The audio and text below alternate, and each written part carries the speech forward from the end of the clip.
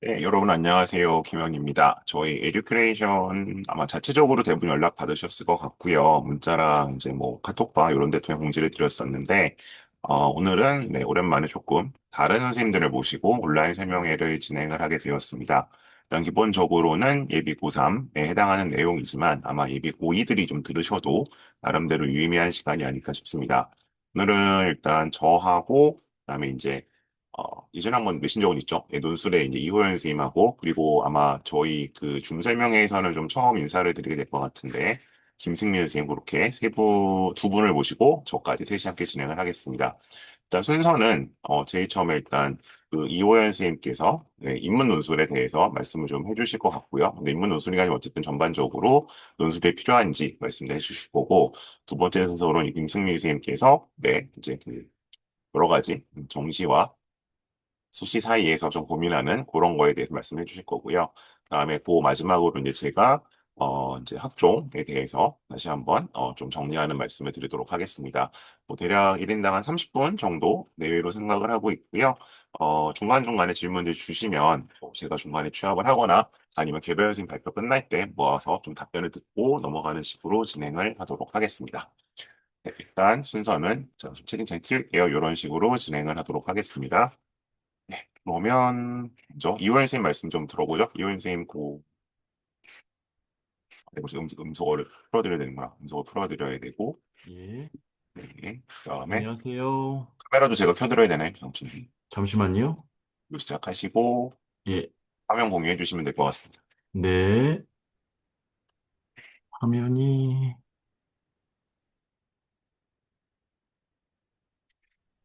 아, 됐나요? 네, 나오고요. 화면 네, 공유 바꿔주세요. 네, 알겠습니다.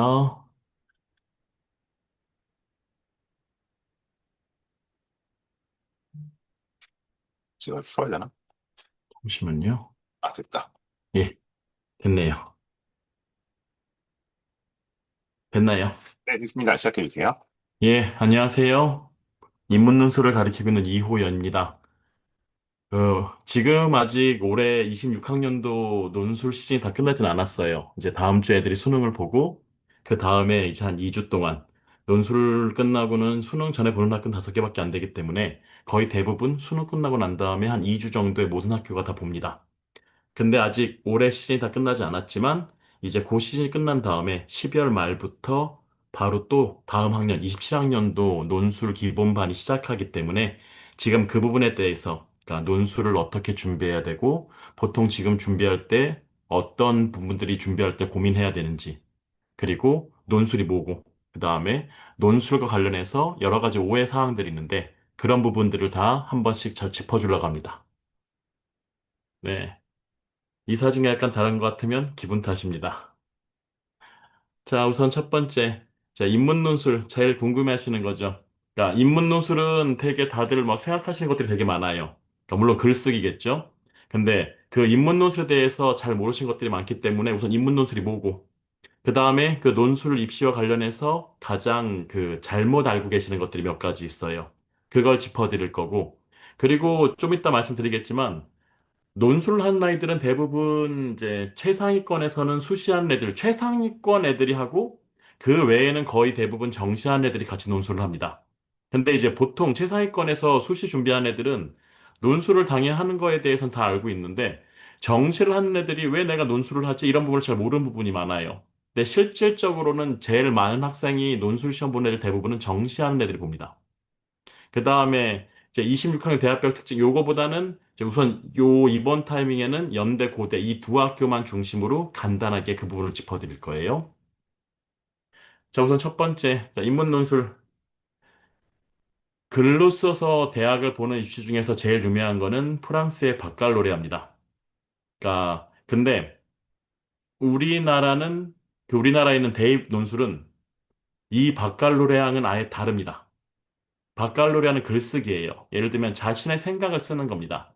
그러니까 너무 축약해서 얘기하면 정확하게 같진 않은데 여러 개 개편도 있고 막 그래갖고 그냥 그래도 직관적으로 이해하기 쉽게 설명을 드리면 바칼로리아는 예술의 의미는 무엇인가 또는 다문화 시대에 우리가 달아 살아 뭐지 취해야 할 태도는 어떤 것들이 있는가 이런 주제를 주고 자유롭게 긴 시간 동안 자신의 생각을 쓰는 게 바칼로레아라면 우리나라 대입 논술은 그렇게 시험을 보면 아무도 변별력이 생길 수가 없습니다.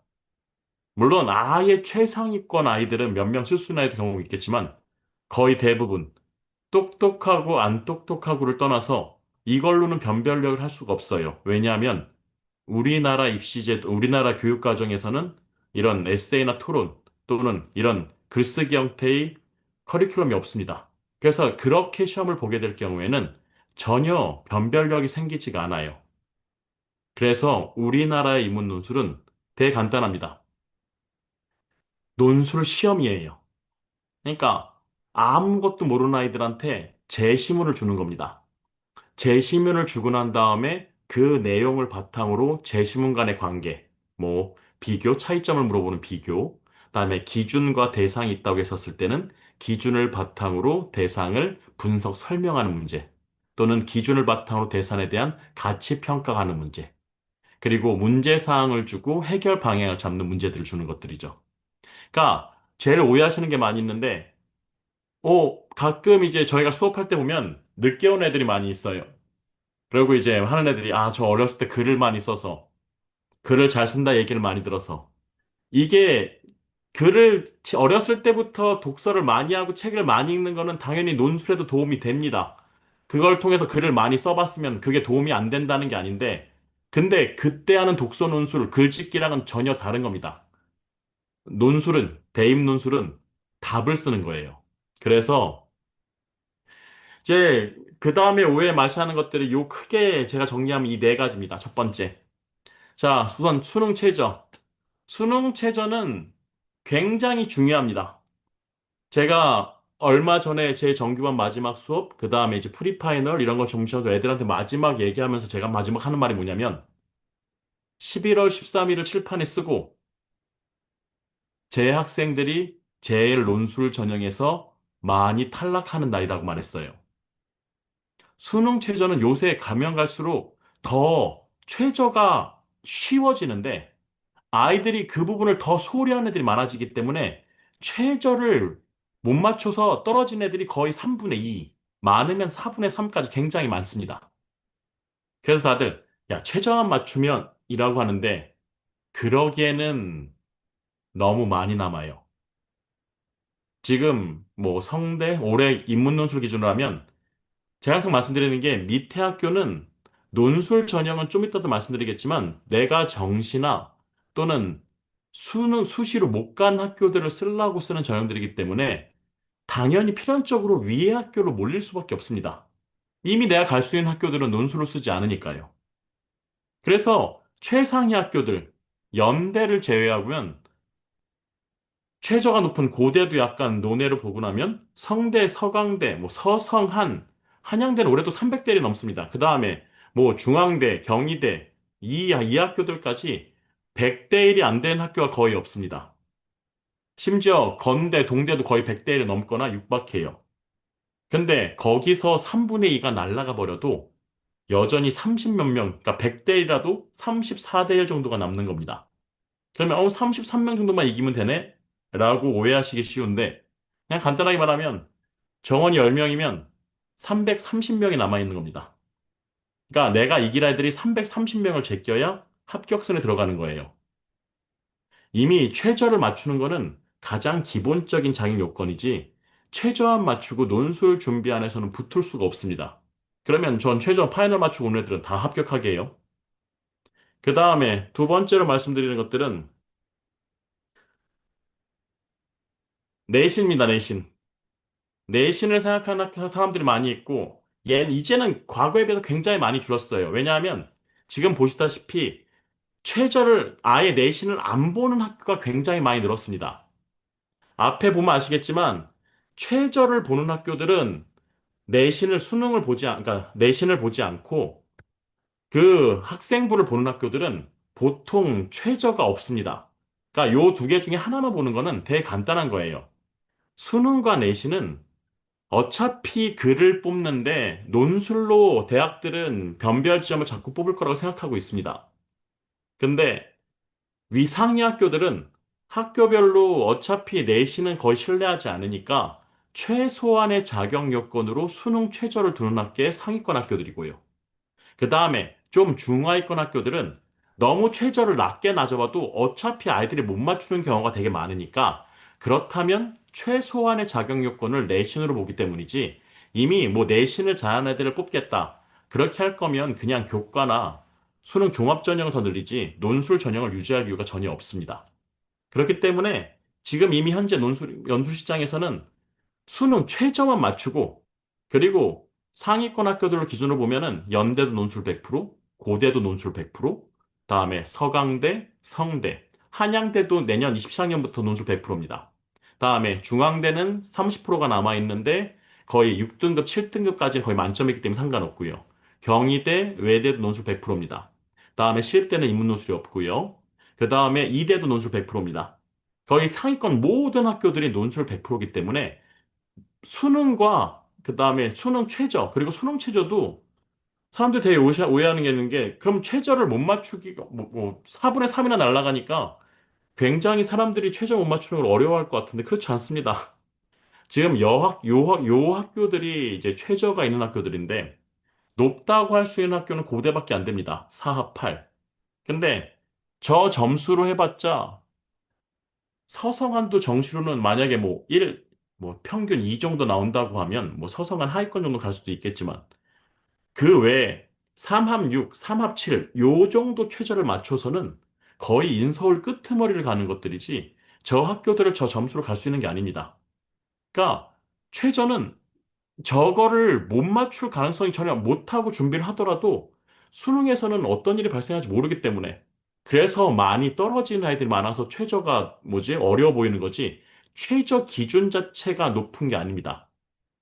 결국 논술을 준비해서 보는 것들은 논술 전형에서 시험을 보는 건 글을 써갖고 아이들과의 그 변별 지점은 글에서 나오는 것들이지 수능과 내신에서 나오는 게 아닙니다. 특히 내신으로 들어간 학교들도 제가 말씀드리려고 잡아놓은 것들인데 여기는 학교들이 이제 그 논술에서 내신 점수가 들어간 학교들이거든요. 근데 이것들도 되게 지금도 올해도 원서 쓸 때도 자꾸 이제 저한테 물어보시는 게 우리 애는 5등급인데 왜 인하대 뭐지? 3등급인 30%나 들어가는 인하대를 쓰라고 하시나요, 선생님? 뭐 선생님 저는 저희 애는 한 5등급인데 뭐지? 10%밖에 안 들어가는 학교 서울여대 같은 걸 쓰는 게 낫지 않을까요? 뭐 이렇게나 물어보신 경우도 있는데 그렇지 않습니다. 예를 들면 요 표를 왜 보여드리는 거냐면 예를 들어 같이 5등급이라고 하면 저는 숙대까지는 쓰게 합니다. 근데 5등급 애들을 숭실대나 서울여대는 쓰게 하지 않아요. 왜 그러냐면 옆에 등급별 표점을 보시면 됩니다. 예를 들면 숙대는 1등급 10점 만점이라고 하면 5등급까지 0.5점밖에 깎이지 않습니다. 그러니까 100점 만점에 5% 정도가 깎이는 거죠. 근데 서울여대 같은 경우에는 이미 20% 점수가 만점에서 깎여 있습니다. 숭실대도 마찬가지고요. 그래서 요 점수가 벌어지는 구간들, 숙대 같은 경우에는 5등급에서 6등급 구간이 확실하게 확 벌어지고, 그 다음에 서울여대랑 숭실대 같은 경우에는 어차피 저 학교 쓴 학교에서 1, 2, 3등급이었기 때문에 18점을 기준으로 보더라도 너무 차이가 2점씩 벌어지는 경우들은 차이가 확 깎이기 때문에 못 쓰게 합니다. 그래서 요렇게 내신들이 들어가는 것들은 예를 들면 학교에서도 요 득점까지 받겠다. 예를 들면 중앙대 같은 경우에서는 30%나 들어가지만 그 교과가 20점 만점이라 하더라도 거의 7등급까지 0.8점밖에 깎이지가 않아요. 그러니까 이 학교도 1점밖에 깎이지가 1점도 깎이지가 않습니다.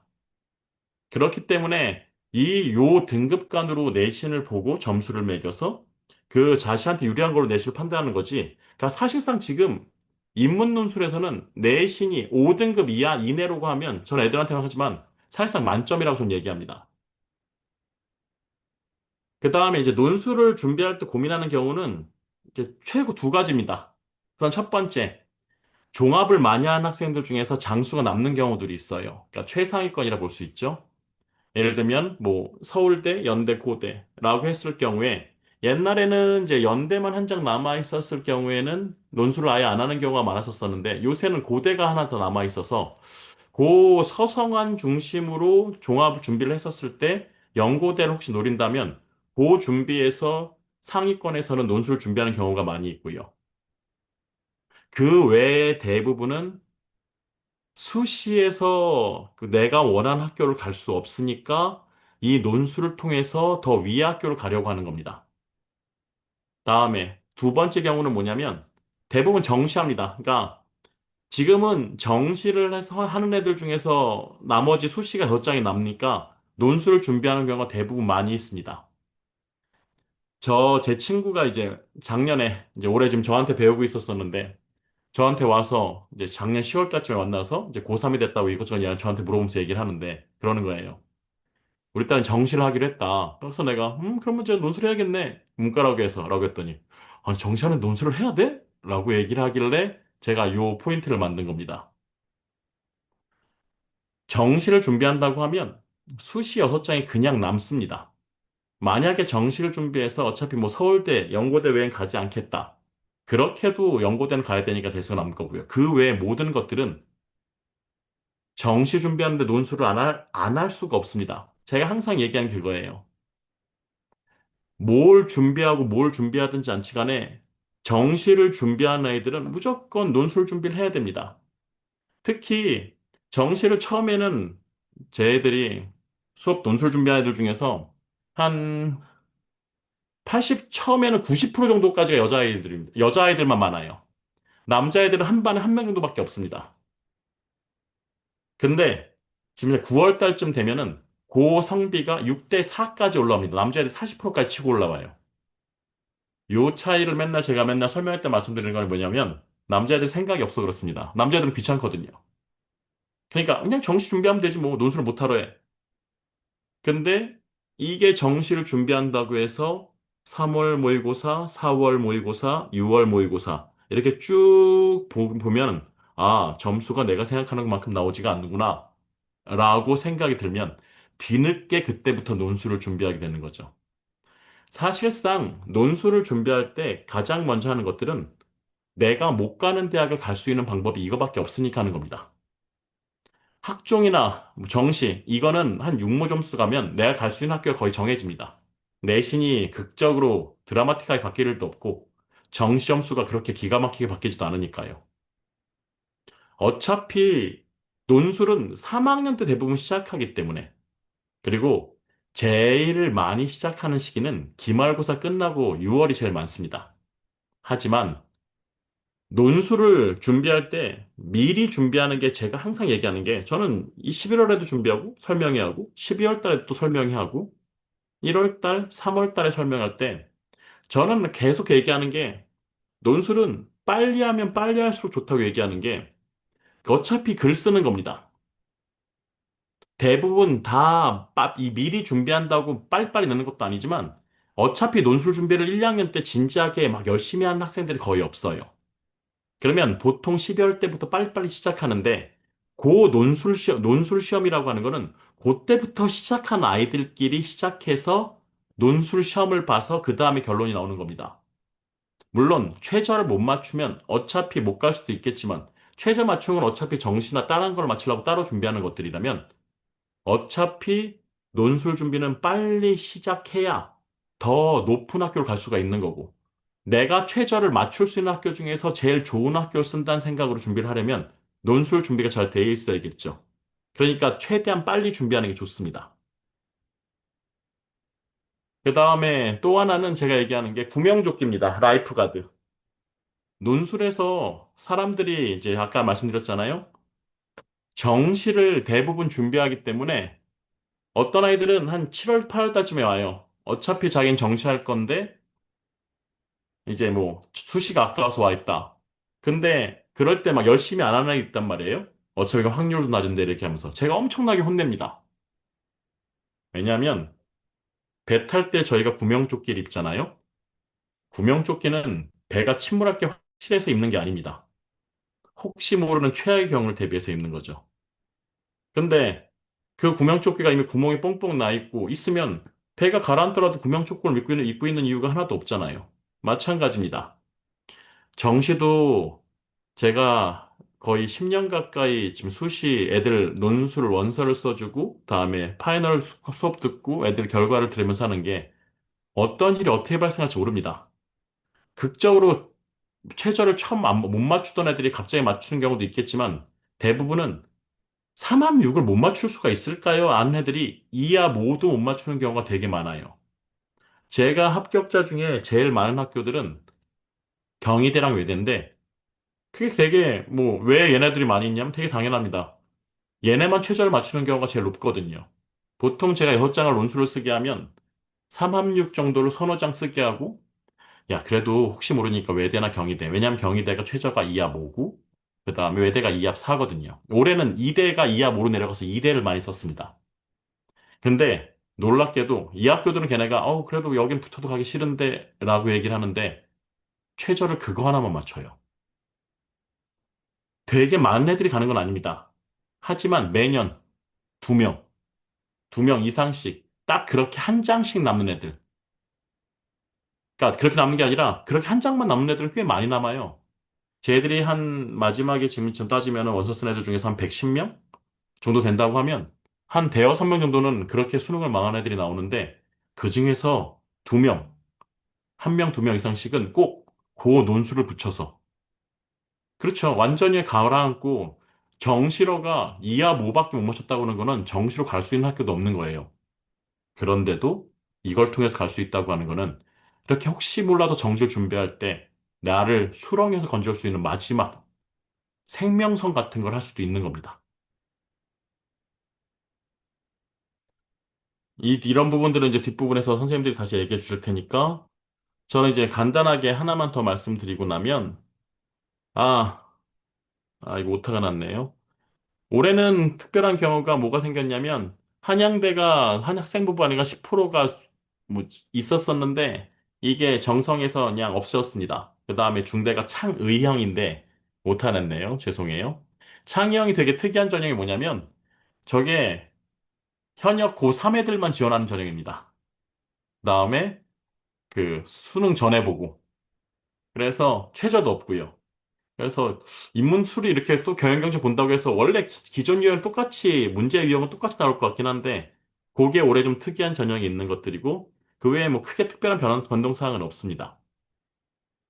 그다음에 제가 이제 마지막으로 말씀드리려고 하는 거는 이제 지금 논술 시작하실 분들 중에서 제일 궁금하게 여기시는 게 이 두 학교입니다.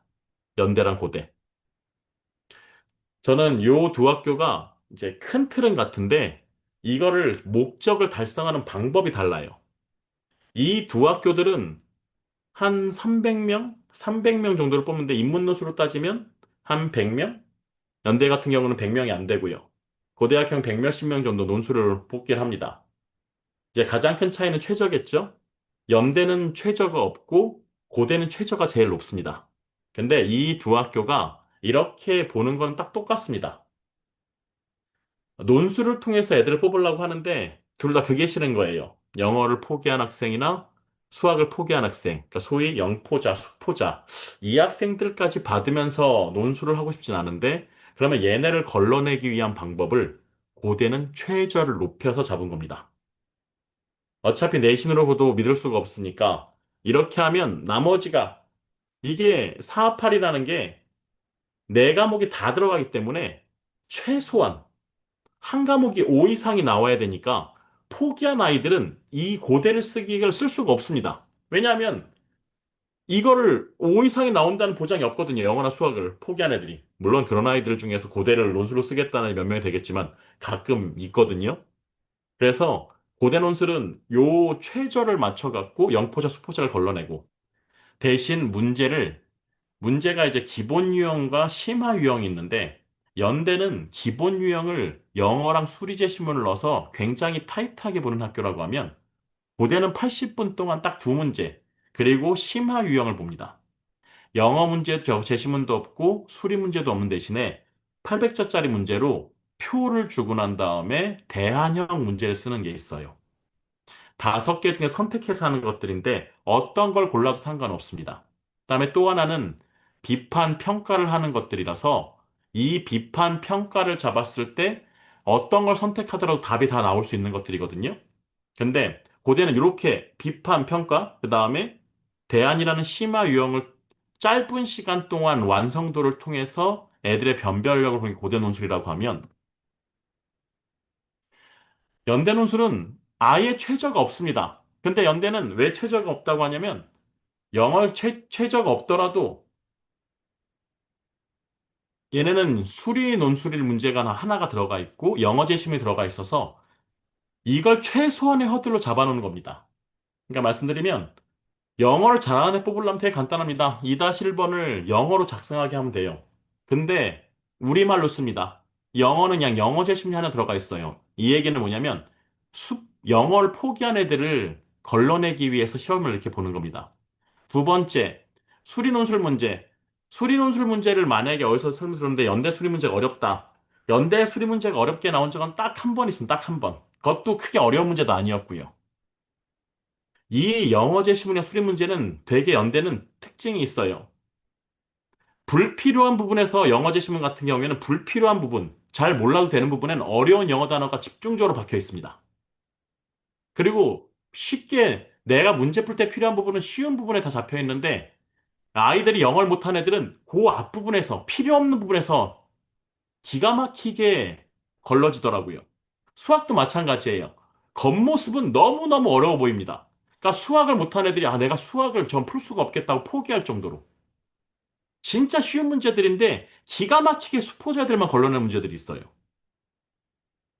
되게 잘할 필요도 없습니다. 그냥 꾸준하게 할 수만 있다면 3등급도 나오지 않아도 돼요. 3, 4등급 사이만 나올 수학 같은 경우에. 다만 포기가 돼 있으면 안 됩니다. 수학을 끝까지 쭉 해야지 볼 수 있는 학교들이라서. 그래서 연대 문제를 제가 얘네 문제 되게 잘난다고 생각하는 게 딱 그 단계 애들만 걸러내기 시험 문제를 내더라고요. 그 다음에 연대 같은 경우에는 이렇게 문제가 4개씩 나옵니다. 그래서 여기는 기본적으로 제시문 간의 설명, 평가, 그 다음에 자료 바탕으로 비판, 평가, 기본 유형들이 나오는데 굉장히 600자짜리 4개를 2시간 동안 압축적으로 쓰게 해요. 굉장히 물어보는 게 많습니다. 이게 연습이 안 되고 그냥 단순하게 평가하면 붙을 수가 없어요. 그래서 연대는 솔직히 말하면 저는 연고대 논술에서 하면 최저를 맞추면 고대가 붙기가 쉽지 않을까요? 라고 말하면 고대 낮은 과는 그럴 수 있습니다. 고대 낮은 과들은. 올해도 제가 말씀드린 것처럼 고대가 경영학과만 170대 1이고 인기학과들은 80대 1, 90대 1 넘거든요. 근데 하위권 학교들은 4, 50대 1밖에 안 돼요. 이 얘기는 뭐냐면 고대 논술은 사합파를 수능을 망쳤을 때 사합팔이 나오는 애들도 상위권 학교는 들어갑니다. 그 학교는 연대 논술보다 훨씬 어려워요. 그 과들은. 밑에 있는 과들은 최상위권 서울대 애들이 쓰지 않았기 때문에 어차피 최저를 맞춘다고 하면 붙을 확률이 높을 수가 있습니다. 하지만 글을 잘 쓰는 실력 기준으로 봤을 때는 연대가 글을 잘 쓸 수 있고 영포 수포자가 아니면 그러니까 뭔가 대박을 노리기에는 미리부터 시작하기에는 연대 논술이 연대가 더 붙을 확률이 항상 더 높다고 얘기해요. 맨날 이제 하는데 애들도 처음엔 연대 논술하고 어렵다 어렵다고 얘기하는데 지금도 연대 시험 보고 난 다음에 아이들이 계속 얘기하는 게 있어요. 막 성대 이런 거지 프리파이널 하다 보면 선생님 연대가 너무 다시 하고 싶어요 라고 얘기할 정도로. 그래서 연고대를 준비하려면 이 연대는 기본 유형을 되게 깊이 있게 이해를 해야 되고, 그 다음에 고대는 심화 유형까지 해야 되기 때문에, 요 두 학교를 만약에 생각하시는 분들은 1월 달부터, 뭐 나중에 몰아쳐서 하는 것보다 1월 최대한 빨리 시작해서 이 연대나 돈술의 기본부터 다지고 시작을 해야 요 두 학교를 준비할 수가 있습니다.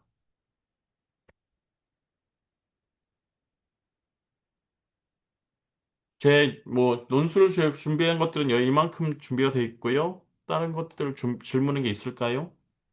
그, 저한테 DM으로 온 게 있어서 두 개만 네, 질문을 좀 전달을 드릴게요, 일단. 네, 그, 고된 운수를 썼는데, 네. 미리 준비하지 않고, 그 수능 끝나고 이틀 정도 시간 동안 준비했을 때 최저가 높으니까 될 수 있지 않을까요? 라는 게 첫 번째 질문입니다. 그게 지금도 제가 중간에 말씀드렸지만, 이게 뭐, 한 번도 안 써보고 고대 같은 경우에서 최상위권이라고 하면은 뭐 좀 어려울 수 있고요. 과에 따라 다르겠는데. 근데 밑에 있는 과들은 한 40대, 50대일 과도 교육과에 있는 과들은 최저 맞추면 가능성이 있을 수도 있습니다. 다만 이제 그 이틀 동안 열심히 준비를 한다면. 아, 열심히 한다는 건 뭐, 그, 학원 아마 여섯 차례를 듣는 학교별로 건가요? 논술학원들마다 지원이 있을 건데, 최소한 두 번, 세 번 학교 고대 파이널들이 많이 깔려있는 학원들은 세 개씩 깔려 있을 거예요. 그래서 그 수업들을 최대한 파이널을 들으셔서 쫓아오셔야 되고, 그게 소화가 된다면, 그냥 아무렇게나 써서 붙을 수 있는 건 아니고요. 그게 소화가 된다면 가능할 수도 있습니다. 그다음에, 수능 준비 때문에 논술 준비를 병행하기가 부담스러운데, 얼마나 시간을 투자해야 하나요? 라는 질문도 있네요.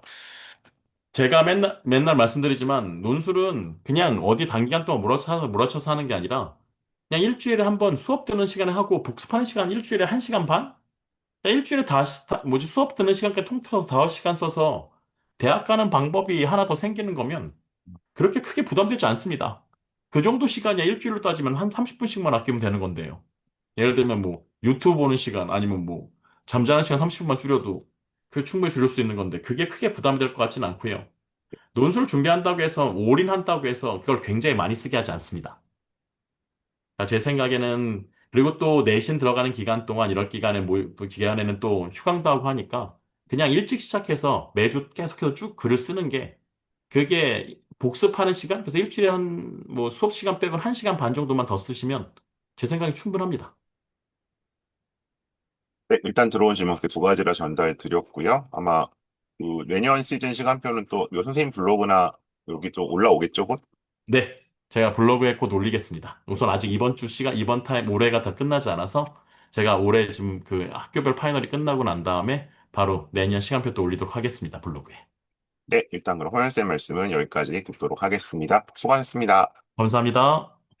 네, 그러면 이제 두 번째 저희 발표자 순서로서 김승민, 네, 선생님 말씀 좀 들어보도록 하겠습니다. 승민쌤, 제가 음소거를 해제시켜 드려야 되나요? 네, 카메라 좀 켤 수 해주시고요. 네. 음, 아마 화면 공유하시면 PPT 공유될 겁니다. 잠시만요. 어디 갔지?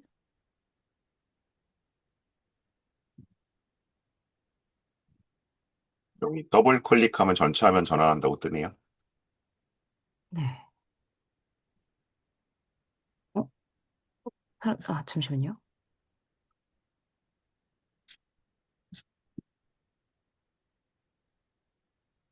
저희가 줌으로 하는 건 거의 코로나 이후로 4, 5년 만에 보는 거라 같이 하는 게. 네.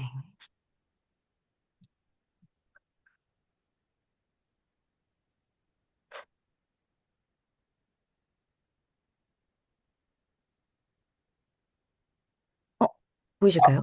네, 떴습니다. 어, 네, 잘 보이시고 잘 들리실까요? 네, 시작해 주시면 되겠습니다. 네. 네, 네. 안녕하세요. 저는 김승민 입시 컨설턴트라고 하고요. 지금 이제 우리가 예비 고3들 정말로 예비 고3 설명회가 많이 없죠, 올해부터. 정말 이게 막 변화의 마지막 세대다 보니까 너무 관심을 못 받고 있는 세대다라고, 학부모님들이 많이 이제 불평들 하시더라고요. 그래서 우리 이제 예비 고3들 끝까지 올해 잘 내년까지 잘 지켜내야 되고요. 아마 학종, 논술, 정시 사이에서 어떤 것들을 조금 우리가 선택하고 고민을 해야 될지, 그리고 지금 이 시점에 또 가장 고민 많은 것들에 대해서 말씀을 조금 드려보려고 합니다. 네. 저는 고려대학교 이화여대 입학사정관을 지냈고요. 그다음에 학생부 관리나 자소서 면접, 이런 수업들을, 주되게 진행을 하고 있습니다. 네, 그래서 아까 이제 고려대 면접도 많이 말씀 주셨는데요. 정말로 합격하면 최저 맞췄는데 저 왜 떨어졌어요? 라는 논술 응시자들 전화가 생각보다 많이 옵니다. 그래서 아니 너의 논술 성적이 제일 중요하단다라고 얘기를 하지만 아이들이 잘 납득하지 못하기도 하고요. 그래서 논술 성적이 정말로 중요하고 그 다음에 수능 최저는 그 기준 정도로 맞추는 거다 정도로 생각을 해주셔야 되고요. 그래서 고3 같은 경우에는 일단은 우리가 플랜 B를 선택하고 뭘 선택하고 취하고 뭘 버리고 이런 걸 메인으로 한다기보다는 정말 이 친구들이 어떤 것들을 끝까지 가지고 나가야 될지 우리 학생들한테 얘기할 때는 정말 뭘 버리지 말아라. 뭘 버리기 시작하면요, 아이들이 정말로 그냥 한 해를 버리고 싶기도 하고요. 계속 자꾸 포기하는 것들이 습관이 돼서 저는 어떤 전략들, 네가 대학을 가려면 이런 전략으로 우리가 충분히 갈 수 있으니까 조금 이런 노력을 해보자. 그래서 그런 전략이나 플랜들을 많이 보여주는 것들이 저는 굉장히 필요하다라고 생각을 하고요. 그래서 이 학종 논술 정시 중에 어떤 걸 선택해야 되냐가 아니라 어떤 조합으로 내가 준비하는 것이 가장 필요할까라고 생각을 해주시면 좋을 것 같습니다. 그래서 그 선택의 어떤 라인이나 이런 것들은 이제 뒤에서 김현 선생님께서 또 자세히 설명을 주시겠지만 또 우리가 전형을 선택하실 때 우리가 어떤 것들을 기반으로 한다. 올인은 없습니다. 난 이것만 무조건 올인해서 이거 아니면 안 돼. 라고 하면 학생들이 뭐 어떤 전형을 뭐 취하고 버리고라기보다는 일단은 막 수학부터 버리기 시작해요. 그래서 그거는 정말로 우리가 내년 이맘때쯤 막 너무 울면서 우리가 보고 있을 가능성이 높아서 그건 안 되고요. 그래서 우리가 전형 선택의 조합들을 생각할 때뭐 내신 분포라거나 내신에 이 친구들이 학교별로 또 학교별로 어느 내신 정도에 있는지 또 모의고사의 위치, 과목별로 위치는 어느 정도인지 우리 10월 모의고사 봤죠. 그래서 그런 것들을 보면서 선택을 하셔야 되고요. 그리고 학교 환경이 이 친구가 일반고인지, 자사고인지, 특목고인지 그런 환경에 따라서 어떤 전형을 우리가 준비할 때 조금 더 유리하게 평가받을 수 있을 것인가도 생각을 해주셔야 되고요. 그리고 학생의 성향에 따라서 이 학생이 내신까지 어떻게 정시에 올인을 할 수 있는 친구인지 아니면 우리가 학생부를 조금 더 신경을 써서 더 많이 우리가 많은 기회들을 학종으로서 만들어야 할지 여러 가지 고민들을 해 주셔야 되고요. 그 다음에 학습 루틴들. 이 친구는 몰아서 한 큐에 공부해서 끝내는 걸 좋아하는지, 아니면 꾸준히 이거를 1년이라는 기간을 끌고 갈 수 있을 것인지, 이제 그런 것들도 조금 우리가 달라지게 되고요. 그래서 내신 상위랑 모국어 한 중상위 정도인 친구들은 학종 유지를 하면서 정시 병행을 하는 것들이 타당하고요. 그다음 내신은 약하지만 모국어가 강한 친구들, 대치동이나 강남권에 있는 친구들이 이런 친구들이 많은데요. 내신은 다소 학교에서 뭐 한 4등급이다, 5등급이다. 그렇지만 모의고사는 1등급이다, 2등급이다. 그러면 이 친구가 원하는 대학을 가기에는 정시 중심의 학교들을 가고, 그 다음에 아까 우리가 앞서서 설명해 주셨다시피 논술을 활용하는 것이 가장 좋은 기회들을, 아까 우리 구명조끼고, 여러 가지의 우리가 생존 아이템들을 가질 수 있는 그 기회이고요. 그 다음에 글쓰기가 강한 친구들, 글쓰기라는 것들은 당연히 답변이지. 그냥 내가 창작해서 소설을 쓰는 100일장이 절대 아니기 때문에 그런 것들이 어떻게 우리가 정시랑도 연결이 되는지 뒤에 다시 말씀을 드릴 거고요. 그다음 멘탈이랑 루틴이 약한 친구들. 그럼 정시를 가지고 이 친구가 조금 길게 잡아주면은 조금 더 동력이 생길까? 아니면 그냥 우리가 내신 빨리 준비하고 이렇게 탁탁탁탁 치고 끝내자. 라고 할 게 있는지 한번 우리가 끝까지 살펴보셔야 될 거고요. 그래서 선택 과목을 조금 말씀을 드리려고 하는데요. 선택 과목 지금 학생들 굉장히 고민 많을 거예요. 어, 먼저 이제 국어부터 말씀을 드리면 국어 같은 경우에는 화작이랑 언매 어떤 거 선택할지 지금 굉장히 고민을 하고 있는데 화작이랑 언매랑 표점 차이가 굉장히 많이 났었다가 작년부터 점점 서서히 줄어들고 있거든요. 그래서 화작이냐 언매냐 요거는 풀어보면서 요 친구들이 어떤 게 더 유리할까? 내가 어떤 걸 더 좋아하냐? 앞에서 말씀드렸다시피 취향으로 선택하면 안 돼요. 사탐, 과탐도 마찬가지고, 국어랑 수학도 마찬가지고, 취향으로 선택하다가 나중에 약간 취향이 바뀌었어. 나 이제 이게 더 재밌는 것 같아. 뭐 이런 얘기가 나오면 우리가 크게 혼란스럽기 때문에 지금 우리가 겨울방학 동안 해야 되는 거는 이런 선택 과목들을 해야 되고요. 그래서 화작이 더 쉬우니까 화작이 유리하겠지? 아니고요. 언매가 어려우니까 언매가 더 유리하겠지? 그렇다기보다는, 화작이라고 한다면은 조금 우리가 긴 글, 긴 호흡의 글을 읽는 게 조금 편한 친구들. 요게 더 불편한 친구들도 있어요. 언매라고 하면은 이게 문법이 가장 세기 때문에 당연히 문법으로서 내가 글을 읽지 않아도 그냥 선지만 보고 바로 내 지식으로 푸는 게 난 이게 더 좋아. 라고 하는 친구들은 요런 것들을 더 좋아하긴 합니다. 그래서 이과 친구들이 언매, 선생님, 저는 화작 그거 읽는 거 잘 모르겠어요. 그냥 언매 할래요. 이렇게 선택을 하기도 하고요. 그래서 그렇게 좀 확실한 답이 좋아요. 이럴 때가 있고요. 화작이라고 한다면 그 어떤 대화문 속에서 어떤 구조를 파악해내고 하는데 화작이 시간이 너무 오래 걸려서 나는 언매 할래요. 그러면 엄매를 해도 되고요. 아니면 어떤 친구는 엄매에서 암기가 너무 오래 걸려가지고 저는 그냥 화작으로서 그때 문제 푸는 게 더 편할 것 같아요. 그래서 그런 게 우리가 달라지고요. 그다음에 우리가 선택 과목들도 마찬가지인데 이건 수능 얘기입니다. 이제 수능을 준비할 때 어, 지금 막 대치동 유명 강사도 오픈하자마자 막 마감되고 막 대기 한 300번대 걸리고 막 시작하면서 많이들 그러는데요. 어, 아이들이 그냥 1년 내내 그냥 판단 없이 그냥 유명 강사 커리를 쭉 따라가요. 왜냐면 되게 어렵게 들어왔잖아요. 선착순으로 막 어렵게 들어왔는데 난 여기 나가면 안 돼. 라고 해서 계속 그냥 거기에만 유지하고 있을 때가 있거든요. 근데 가끔 보면 그게 본인에게 도움이 되지 않고 있는데도 불구하고 그 판단 없이 계속 그냥 유지만 하고 있을 때가 있어요. 그걸 어떻게 느끼냐면 당연히 성적이 유지되거나 성적이 하락되고 있는 거겠죠. 그래서 그 유명 강사의 커리에 들어갔다 안 들어갔다 그 선착순에 못 들어갔다 그래서 정말 고3들 막 울고 불고 막 난리가 나는데요. 거기에 너무 치중하지 말고 정말 이 친구들이 그 커리를 제대로 커리라고 한다면 커리, 문제집이라고 하면 문제집 이런 것들을 제대로 본인이 이해하고 있는지 그게 가장 파악이 먼저기 때문에 정말 저는 유명 강사 이게 이 울음바다가 실화 시작될 거라서 이거 별거 아니다라고 반드시 생각하고 진행해 주시면 좋을 것 같습니다.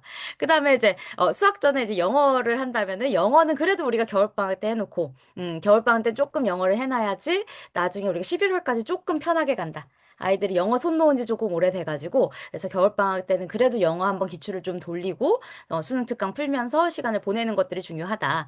근데 수학도 확통이랑 미적인데요. 어, 확통 같은 경우에는요. 문과 친구들이 확통을 한다라고는 하는데 확통도 못하는 친구들이 있어요. 근데 확통 못하는 친구들은 약간 문해력이 어려워요. 그럼 국어 비문학 독해를 좀 어려워하는 친구들이거든요. 그러면은 약간 우리가 확통해서 그 문제 해석이 잘 안 되는 경우들이 있어요. 그래서 미적을 선택한 친구들이 있긴 있고요. 확통이 도저히 안 돼서. 그 다음에 미적에서도 난 도저히 미적에선 29, 30번 절대 못 건드리겠다. 그걸 건드릴 수 있는 게 잘 안 보인다. 그냥 확통 다 맞을게요. 요렇게 해서 넘어오는 경우들도 있고요. 그래서 확통이 당연히 미적 필수가 아니고 과탐 필수가 아닌 시대가 됐기 때문에 충분히 우리가 좋은 선택지인데 우리의 이과 남학생들이 확통은 너무 약간 가오가 떨어진다고 자기는 확통을 할 수 없다. 라고 한 3월, 5월까지 우기다가 6월에 막 바꾸고 막 이럴 때도 있거든요. 그래서 아이들의 놀림 받을까 봐 걱정하는 이제 그런 걱정이 아니라 본인에게 필요한 전략들을 세워야 된다. 우리 합리적으로 선택을 해서 그런 전략들을 세워야 되고요. 그래서 인문계는 당연히 이제 확통이나 이렇게 되는데 당연히 자연계에서 선택을 할 때는 문해력 반드시 필수가 돼야 되고요. 그래야 이 지금 조건들이 뭔지 어떤 상황인지가 우리가 상상이 가능하다. 메디컬은 당연히 이제 미적을 해야 된다라고 우리가 봐주셔야 되고요. 자연계도 충분히 확통 기회가 될 수 있기 때문에 너무 마음의 문을 닫아놓지 말아라. 꼭 말씀드리고 싶었고요. 그다음 탐구 같은 경우에도 사탐이랑 과탐. 그래서 과목 선택 조합이 요즘에 사탐, 사탐, 과탐, 과탐, 사탐, 과탐, 과탐2, 과탐2 이제 이렇게는 있는데 사탐, 사탐 선택하는 친구들이 인문계에선 가장 많은데 지금은 자연 계열도 굉장히 많은 학생들이 사탐, 사탐으로 많이 바꿨어요. 사탐 런이라고도 하죠. 그래서 과탐이 지금 이번 모의고사로 했을 때 사회문화가 한 20만 명 정도 시험을 봤다면 화학 원이 19,000명 시험 봤거든요. 정말로 한 10배 정도 인원이 차이 나서, 우리가 고등학교 선택할 때도 일단 인원수 많은 데로 가라, 뭐 이런 얘기도 하잖아요. 그래서 약간 그런 경우들이 있어서 일단 으로 이과 친구들을 굉장히 많이 갔고요. 그래서 또 역으로 생각해 봤을 때 이과 친구들이 많이 가면서 사문에서 약간 킬러 문제처럼 여겨졌던 계산 문제들, 부양비부터 시작을 해서 여러 가지 이제 계산 문제들이 그게 킬러였는데 이과 친구들은 그게 조금 편해요. 그래서 갑자기 이제 잘 풀어지는 애들이 많아지면서 오히려 정말 나는 문과끼리 경쟁하고 싶다. 그럼 윤리 쪽이나 혹은 지리 이쪽으로 가는 것들이 더 수월할 수도 있다. 그래서 그런 차이들도 있어서 보여지고요. 그다음에 내가 사탐은 그래도 사문은 하겠는데 다른 것들은 암기는 못하겠다. 이과 친구의 경우 암기는 못하겠어. 과학의 경우 그 지구과학 원 정도를 제일 많이 선택을 하고요. 과탐기 같은 경우엔 지금 뭐 하나 틀리면 3등급, 뭐 두 개 틀리면 뭐 4등급 막 이렇게 내려가고 있어서 인원수가 워낙 적어가지고 변수가 훨씬 더 큰 영역이 돼서 지금은 이제 많이들 지금 올해 이제 예비 고3들도 굉장히 많이 바꾸고 있어서 사실 고3 내신들, 중동휘문고 같은 경우에도 지금 고3 올라가면서 사탐 선택자들이 굉장히 많아졌다고 해요. 그래서 내년에도 이제 이렇게 이런 현상이 유지되지 않을까 싶고요. 그리고 오히려 이제 서울대 공대를 원한다, 난 서울대만을 원한다라고 하는 친구들이 투투, 과학 투투 과목을 해서 오히려 화학 원보다 화학 투로 많이 이제 이동도 하기도 했고요. 그래서 정말 그 투 과목 좋지만 표점이 높기 때문에 좋지만 우리가 그런 것들이 어떻게 될지 그리고 내가 수시다라고 했을 때 지금 사탐 과탐 뭘로 맞춰도 상관없어요라고 하는 학교들도 너무 많아졌기 때문에 그런 것들 한번 살펴보시고 과탐이 아니라 사탐들도 굉장히 충분히 좋은 선택지가 될 수 있고요. 과탐에서도 내가 이 과목 좋아해, 난 화학을 좋아해 라고 해서 좋아하는 걸로 취향으로 선택하지 말고 풀어보고 등급이 나오고 만점 50점에 가까이 나오는 과목들을 우리가 찾아야 된다. 그거는 겨울방학 안에 우리가 해결을 하자. 그것들 우리가 이제 그 다음 주에 수능이 끝나고 그다음 이 친구들 기말고사 2학년 기말고사 끝나고 그때 이제 선택을 해주시면 좋을 것 같습니다. 네. 그래서 제가 이제 여러 학생들 이제 고3들도 컨설팅을 하고 있고 중3들 이제 굉장히 많이 진행을 하고 있는데요. 합격생들, 그냥 우리가 재학생들, 현역들, 이제 가는 친구들로 우리가 봤을 때, 이 친구들은 어제 본인의 루틴을 유지하려고 노력을 하고요. 본인이 해야 되는 양들을 정확하게, 그리고 과목별로 본인의 계획들이 다 세워져 있는 친구들, 그때그때 학원 숙제하고 학원 숙제 하다 보면 채워지겠지가 아니라, 내가 이런 문제 한 문제를 더 맞추기 위해서, 문학을 하나 더 맞추기 위해서, 아니면 미적분 한 문제를 더 맞추기 위해서 어떤 계획들을 갖고 있는 것들 굉장히 필요하고요. 어, 멘탈 너무 중요하죠. 근데 이 친구들은 제가 서울대 의대 수시 합격생들 이제 면접이나 학생부 수업들을 한 4, 5년 정도 이제 계속 진행을 해오고 있는데요. 그 서울대 의대 수시 합격생들, 직윤이건 일반 전형이건 굉장히 그 친구들 어, 정말 이렇게까지 한다고 할 정도로 정말 올 1이 가득하고 막 이런 친구들이었어요. 근데 그런 친구들을 봤을 때는 의대를 합격하는 친구들, 의대 수시 합격생, 정시 합격생들을 봤을 때는 그 친구들은 끝날 때까지 그 어떤 것도 선택하지 않더라고요. 음, 정말 수시 면접 준비를 하면서도 수능을 하면서 선생님 저 수시 다 떨어질 수도 있잖아요. 라고 얘기를 하고요. 수시도 막 열심히 수능 공부하고 모의고사 끝난 날도 막 수행평가 보고서 제출하고 이러고 있는데요. 그것도 너 수시 이걸로 되지 않을까? 아, 선생님, 제가 정시 수능 전날 아플 수도 있잖아요. 수능 날 아플 수도 있잖아요. 그래서 모든 변수에 대비를 하더라고요. 그래서 그런 마음가짐들이 너무 필요하고, 그래서 그런 친구들이 우리가 합격에 가깝게 이렇게 갈 수 있지 않나 싶고요. 또 우리가 위험신호. 라고 할 때는 어떤 전형을 내가 계속 미정 상태로, 아직 잘 모르겠어. 근데 뭐 하나 우리가 정하고, 정한다기보다는 나는 학종으로만 갈 거야, 논술로만 갈 거야. 그게 아니라 나는 대입을 준비할 거야가 일단은 정해져야 되거든요. 정해지지 않은 상태로 이제 흘러가는 것들 굉장히 위험하고요. 그리고 성적에 따라서 막 감정, 그리고 내가 실수로 틀리다니, 아니면 혹은 내가 왜 이걸 아직도 못 풀지? 나는 유학을 갔어야 되나 봐. 그래서 여러 가지 일들이 벌어지고, 혹은 막 우울증까지 오고, 그래서 굉장히 어려운 일들이 많아서 그러지 않게끔 조금 이제 잘 서포팅 해줄 수 있는 이 친구들 힘을 내게 할 수 있는 이제 그런 그 과정들, 일련의 과정들을 이 친구들을 유지하는 게 되게 중요할 것 같고요. 그리고 과목 편차 심할 때 아이들이 자꾸 자기가 점수 잘 나오는 과목만 공부하고 싶어 하거든요. 수학을 잘하면 수학만, 국어를 잘하면 국어만. 그래서 그러지 않게끔 학원 숙제도 꼭 자기가 잘해가는 과목만 많이 해가요. 그래서 그거 말고 우리가 그 편차 본인이 싫어하는 걸 하게 할 수 있는 학원이든 과외든 뭐 어머님이든 여러 가지 이제 그걸 할 수 있게끔 해주는 선생님이 반드시 필요하다. 그리고 수행평가에 과몰입하면서 당연히 학종이든 수시든 내신이 가장 우선이고요. 그 다음에 학생부가 곁들여졌을 때 이 친구가 빛이 나는 것이지, 내신은 이제 별로 상관없으니까 나는 학생부에 집중할래. 그것만으로 갈 수 있는 전형들은 정말로 이제 없기 때문에 수행평가에 너무 3학년들이 과몰입하지 않게 해주셔야 되고요. 선택 과목이 감이나 취향이면 안 된다. 나 물리 해보면 잘할 것 같아. 이런 우리가 근거 없는 이야기를 믿으면 안 된다. 크게 우리가 나중에 고생할 수 있고 수능 원서 접수하는 날까지 이 친구들이 혼란을 가져오기 때문에 그러지 않게끔 주의해 주시면 좋을 것 같고요. 그래서 남은 1년 동안 이 친구들이 국수 영탐 네, 제가 계속 수능 얘기만 말씀드리는데요. 논술이고 학종이고 결국에 마지막에 수능 최저가 안 돼가지고 떨어진 친구들이 너무 많아가지고 계속 말씀을 드리고 있고요.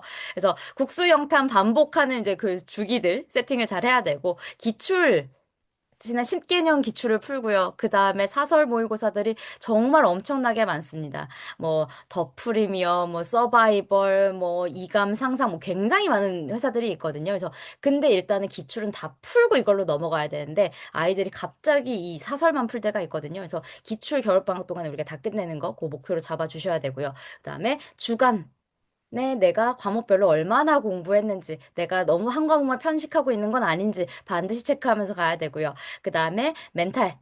어떨 때 내가 이렇게 떨리더라. 모의고사 때부터 내가 이럴 때 되게 많이 영향을 받더라. 혹은 뭐 어떨 때 내가 반드시 감기가 걸리더라. 어떨 때 반드시 위가 탈이 나더라. 이런 걸 알고 있어야지 이게 대처가 가능하더라고요. 안 그러면 정말로 고3들 막 매주 수액 맞으러 가고요. 뭐 약 먹고요. 비타민 먹고요. 뭐 여러 가지들이 정말로 되게 바빠요. 본인 막 멘탈 관리를 해야 돼서 수액도 맞아야 되고 뭐 필라테스도 해야 되고 뭐 여러 가지 자기 관리들을 하는데요. 그게 가끔 이제 핑계가 될 때가 있어가지고 우리가 요 패턴들을 파악하고 해결책들을 가져가지고 그 계획표들을 잘 세웠으면 좋겠다. 그다음에 디지털 사용기기 반드시 제한해 주셔야 되고요. 그래서 스카 같은 경우에도 스카가 거의 약간 회피, 도피처가 많이 되는데 웬만한 곳은 핸드폰이랑 아이패드 다 뚫려 있거든요. 그래서 거기 말고 이제 보내시려면 이제 관리형으로 보내셨으면 좋겠고 그래서 이 이후에는 뭐 이제 윈터도 고민하시고 막 여러 가지들 고민하실 텐데요. 그것보다도 가장 중요한 거는 디지털 사용기기. 윈터도 이거 제한 안 되는 데도 있거든요. 그래서 그런 것들이랑 그다음에 우리가 국수 영탐 중에서 내가 어떤 부분이 어떻게 부족한지 반드시 우리가 11월 모의고사 본 것들 아니면 올해 지금 다음 주에 수능 보는 것들 한번 전 다시 풀어봤으면 좋겠어요. 고3들이 예비 고3들이 풀어보고 그다음에 나 내년에 이 시험을 보려면은 이렇게 채워야 될 게 많구나. 요 정도 채워야 되겠구나. 이런 것들을 가늠을 해서 그다음에 겨울방학 계획을 이렇게 잘 세워주셨으면 좋겠습니다. 그래서 저는 그렇게 이제 학습 컨설팅이랑 이제 이렇게 진행을 하고 있고요. 그래서 제가 준비한 거는 너무 일반적인 얘기지만 반드시 드려야 되는 얘기들. 네, 그래서 조금 구체적으로 아이들마다 로드맵을 잘 짜서 1년 동안 잘 지도해 주시면은 감사하겠습니다. 네, 저는 여기까지고요. 질문 있으시면은 질문 채팅창에 남겨주시면 답변 드리도록 하겠습니다. 그래서 저한테 DM으로 온 게 하나 있어서 아, 좀 그러죠. 네네네. 드리면요. 그 네. 인터를 참여할까 고민 중인데 네. 그걸 한번 해본 적이 없대요. 이제 네. 예비고사이 되는데 네. 그럼 이제 이거를 해보는 게 좋을까요? 아닐까요?라고 좀 음. 질문이 막연하게 왔는데 어떻게 답변을 네네네. 드려야 할까요? 그게 아마 학생 성적대에 따라 또 다를 것 같고요. 음, 그 다음에 또 학생 성향에 따라서 다를 것 같기도 해요. 그래서 가끔 이게 만약에 노는 걸 좋아해서 윈터를 보낸다? 그럼 윈터에서 정말로 이 친구들이 전국구의 친구를 사귀어서 올 때가 있어요. 그러면 이제 그 친구들이 이제 누가 나 서울 갔는데 만날래 하면서 갑자기 이제 막 그 새로운 일들이 펼쳐지고요. 그래서 그런 친구 노는 거 좋아하는 친구들은 저는 가서 노니까 패스. 그다음에 근데 정말로 나는 독하게 한번 해볼 거야, 엄마. 그러면은 이제 추천은 드리는데, 근데 다만, 수업이 일괄적이기 때문에 나의 맞춤형 수업은 좀 어려워요. 그리고, 그런 약간 그 보충할 수 있는 시간을 놓칠 수도 있어서 저는 만약에 윈터를 안 갈 수 있는 상황이면 안 가고 본인이 스스로 관리하는 게 좋고 만약에 그냥 이 친구의 그냥 스파르타 이렇게 가둬놓는 게 필요하다. 일단 책상에 앉아라. 이런 게 필요하면은 정말로 핸드폰 일주일에 한 번 주는 그런 학원들도 있거든요. 일주일에 한 번 주는 그런 학원에서 공부 정말 친구들이랑 막 대화 금지 막 이렇게 해서 시키는 그런 학원들은 가봐도 괜찮다. 네. 그래서 아마 학생들마다 조금 달라서요. 혹시 이제 개별적인 것들이 있으면은 네, 개별적으로 상담이거나 이렇게 주시면은 제가 말씀드릴 수 있도록 하겠습니다. 질문이 없어요. 제가 어제 지인 만난 얘기 잠깐 네네. 여쭤보면 네. 그 지금 역시 고2든 고3 올라가는데 네네. 2, 3, 3이 정도 나왔대요. 최근 모의고사가. 네. 그러니까 이제 국수형이니까 영어가 3인 거죠. 근데 얘가 네. 이제 네. 영어 공부하기 싫어서 자기는 이제 네. 영어를 버리겠다. 어차피 정시로 갈 네. 거면 네. 영어 별로 안 중요하지 않냐. 네. 더 떨어질 것 같지도 않고 네. 이 전략에 대해서는 어떻게 네. 공감을 해주시나요? 아니면 뭔가 야단을 쳐야 되나요? 아니요. 영어를 근데 그렇게까지 많이 공부하지 않았을 때의 등급이라서 음, 그냥 지금 그 정도는 유지하는 건 어렵지 않을 것 같은데요. 그럼 음, 이제 뭐 일주일에 한 번씩 모의고사 한 번씩은 풀면서 음, 예. 예. 그래서 지금 2를 1로 만들고 수학을 2로 만드는 게 훨씬 더 중요하니까 그걸 메인으로 가야 되는데 영어를 버리면 안 되고요. 어쨌든 모든 거를. 네.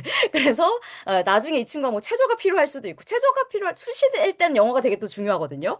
정시일 때는 뭐 영어 1, 2등급 뭐 그렇게 차이 안 납니다. 뭐 이렇게 얘기는 하는데 수시에선 1이냐 2이냐가 굉장히 등급합에 큰 차이가 나기 때문에 되게 중요해지고요. 그래서 영어는 그래도 저는 2까지는 올라왔으면 좋겠다. 그래서 2까지 80점대 만든 게 그렇게 힘든 일은 아니니 조금씩 우리가 막 영어 단어 막 미친 듯이 외워가지고 막 그 10점 차이가 아니라 아마 본인이 싫어하는 그 파트 한 세 문제 정도 더 맞추는 거여가지고 그거는 그냥 방학 동안에 해볼 만한 가치가 있다라고 말씀드리고 싶습니다. 아, 그럼 버릴 게 아니라 좀 더 해야 되네요, 그러면. 이까지 가게. 네네네. 아, 네네. 영어를 영어를 버릴, 제일 싫어하나 봐요. 과목 중에서. 아니요. 그래도 감은 유지하면서. 안 그럼 떨어지니까. 영어 5등급까지 가면 저 정실도 쉽지 않습니다. 네. 네. 그렇습니다. 알겠습니다. 일단은 질문이 없어서 네, 네. 여기까지 힘미쌤 말씀 듣기로 하고요. 네. 네, 혹시 또 다른 게 나오면 그때 여쭤보도록 하겠습니다. 네. 잠시만요. 네, 이제 제 차례가 돼서 제가 발표를 좀 시작해야 할 것 같은데, 네, 잠시만 제가 PPT를 좀 공유하겠습니다.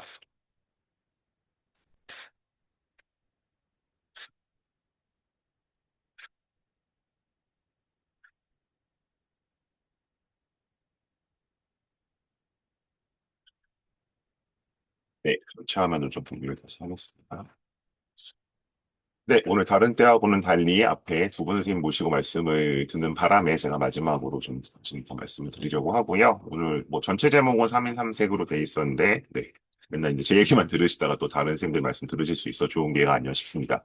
저는 일단 학생부 종합전형에 대해서 아무래도 이제 좀 기대에 못 미치는 경우들이 더 많겠지만 기대만큼 잘 나온 것보다는 이제 기말고사가 끝나고 2학년 말을 정리할 때가 됐을 때 어떤 좀 고민들을 하셔야 될지 말씀드리겠습니다. 오늘은 아마 대부분 제 뭐 밴드나 아니면 저를 이미 아시는 분들이 오셨을 것 같아서 다시 제 소개를 길게 드리지는 않겠고요. 이제 대략 준비된 내용은 이 정도입니다. 그래서 일단 전형의 연속성과 서영고만이 아니라 어쨌든 내년 전형 연속성과 변화를 매우 짧게 살펴볼 거고요. 이 내용은 어차피 지금 다른 설명에서 많이들 들으셨을 것이기 때문에 그다음에 이제 현재 내신과 모고, 그러니까 여기서 현재 내신과 모고라는 거는 일단 2학년 말이 되겠죠. 그때를 그려보는 수시 6장 카드를 어떻게 그려볼지. 그리고 이제 오늘 제가 학종 얘기를 주로 드린다고 했으니까, 네, 그럼에도 불구하고 우리가 이제 왜 학종을 버리면 안 되는지, 그리고 플랜 B로 갈 때는 어떻게 해야 할지, 과연 무전공을 그냥 가면 되는 건지, 비인기 학과가 좋을 건지, 그리고 이제 생활기록부가 마무리되는 시점이죠. 2학년 말이. 그러니까 뭐 학기 단위로 이제 그 수업을 들은 경우라고 하더라도 어쨌든 학년 말에 정리가 되기 때문에 그래서 1년 동안 열심히 한 수행평가만큼 오히려 그보다 일주일 자기평가서가 좀 중요할 수 있다. 그리고 이제 제시문이 늘어나고 있기 때문에 논제 유형별 좀 분석이 필요하다. 이렇게 한 5가지 가지고 저도 좀 최대한 빠르게 한 3, 40분 안에 말씀을 드리도록 하겠습니다. 우선 전형의 연속성과 변화인데요. 네, 일단은 뭐 의대정원 리셋은 이미 됐고, 그다음에 학종이 좀 확대가 되고 있지만 주요 대학은 어쨌든 뭐 몇몇 대학을 빼고는 정시 40%는 이제 올해 고이들까지는 유지가 될 것 같습니다. 그리고 실험적인 전형이 신설됐고요. 아까 이제 논술에서 언급됐었던 뭐 중대 창의 논술 이제 그런 것도 약간 특이하죠. 그리고 이수 과목의 중요성은 다시 재강조가 되고 있다. 그래서 일단 큰 틀에서 말씀드리면 서울대와 고대는 큰 차이가 없습니다. 물론 뭐 세부적으로 들어가면 자잘한 변화들은 있지만 큰 틀에서 변화가 없고 연대는 이제 이과 과학 노수 생기는 것 정도의 변화, 뭐 그밖에 약간 또 여기도 뭐 서울대 고대보다는 조금 있지만 크다고 할 수는 없고요. 그리고 성대는 이제 논술 전형의 다각화가 계속 이루어지고 있고 소강대나 중앙대는 학종 전형이 추가 신설됐다.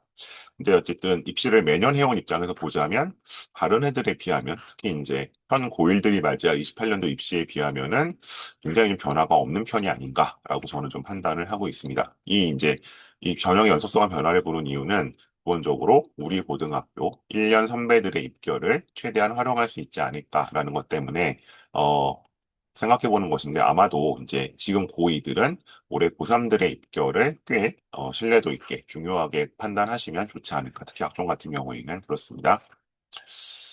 자, 그래서 제가 서울대랑 고대는 굳이 가져오지 않았고요. 입학 전형 계획안에 정말 뭔가 크게 건드릴 것 같은 의기도 없기 때문에 일단 없고 그다음에 어쨌든 연대에서는 네, 부정공학부, 이제 저희 진리자유학부가 생기죠. 그래서 뭐 전형별로도 생기고 이제 꽤 많은 인원을 가지고 왔는데 이렇게 이제 진리자유학부가 생기면서 대부분의 정원들은 주로 이제 그 문이과의 상대적인 인기학과 쪽 정원을 많이 빼왔습니다. 뭐 대표적으로 문과 쪽에서는 경영 정원을 좀 많이 빼오기도 했고요. 그래서 이쪽에 또 정원 축소된 게 있어서 그러니까 진리자유학부를 쓰는 못지않게 기존에 본인들이 쓰려던 학과의 정원이 좀 줄어든 거 체크하실 필요도 있을 것 같고, 그다음 여기에 어쨌든 전반적인 합격서는 저희가 중상위권, 그러니까 보통 이 자유전공학부가 보통 그 대학의 중상위권 학과가 나오게 되는데 역시 여기도 연대 중상위권 합격선 정도를 예상하고 있지 않을까라고 생각하면 될 것 같습니다. 그리고 이제 면접까지 이제 하는 제 입장에서는 이 변화가 크죠. 그러니까 연세대학교에서 그 국제형, 뭐 하스, ISE, ASD 가는 데 있어서 2단계 평가자 그 1단계 선발이 5배수로 늘었습니다. 이게 상대적으로 이제 취업이 많이 돌다 보니까 이런 일이 벌어졌는데, 그래서 조금 더 이제 생활기록부나 내신을 따졌을 때 조금 더 낮은 친구들도 지원이 확대되지 않을까라고 생각하고 있고요.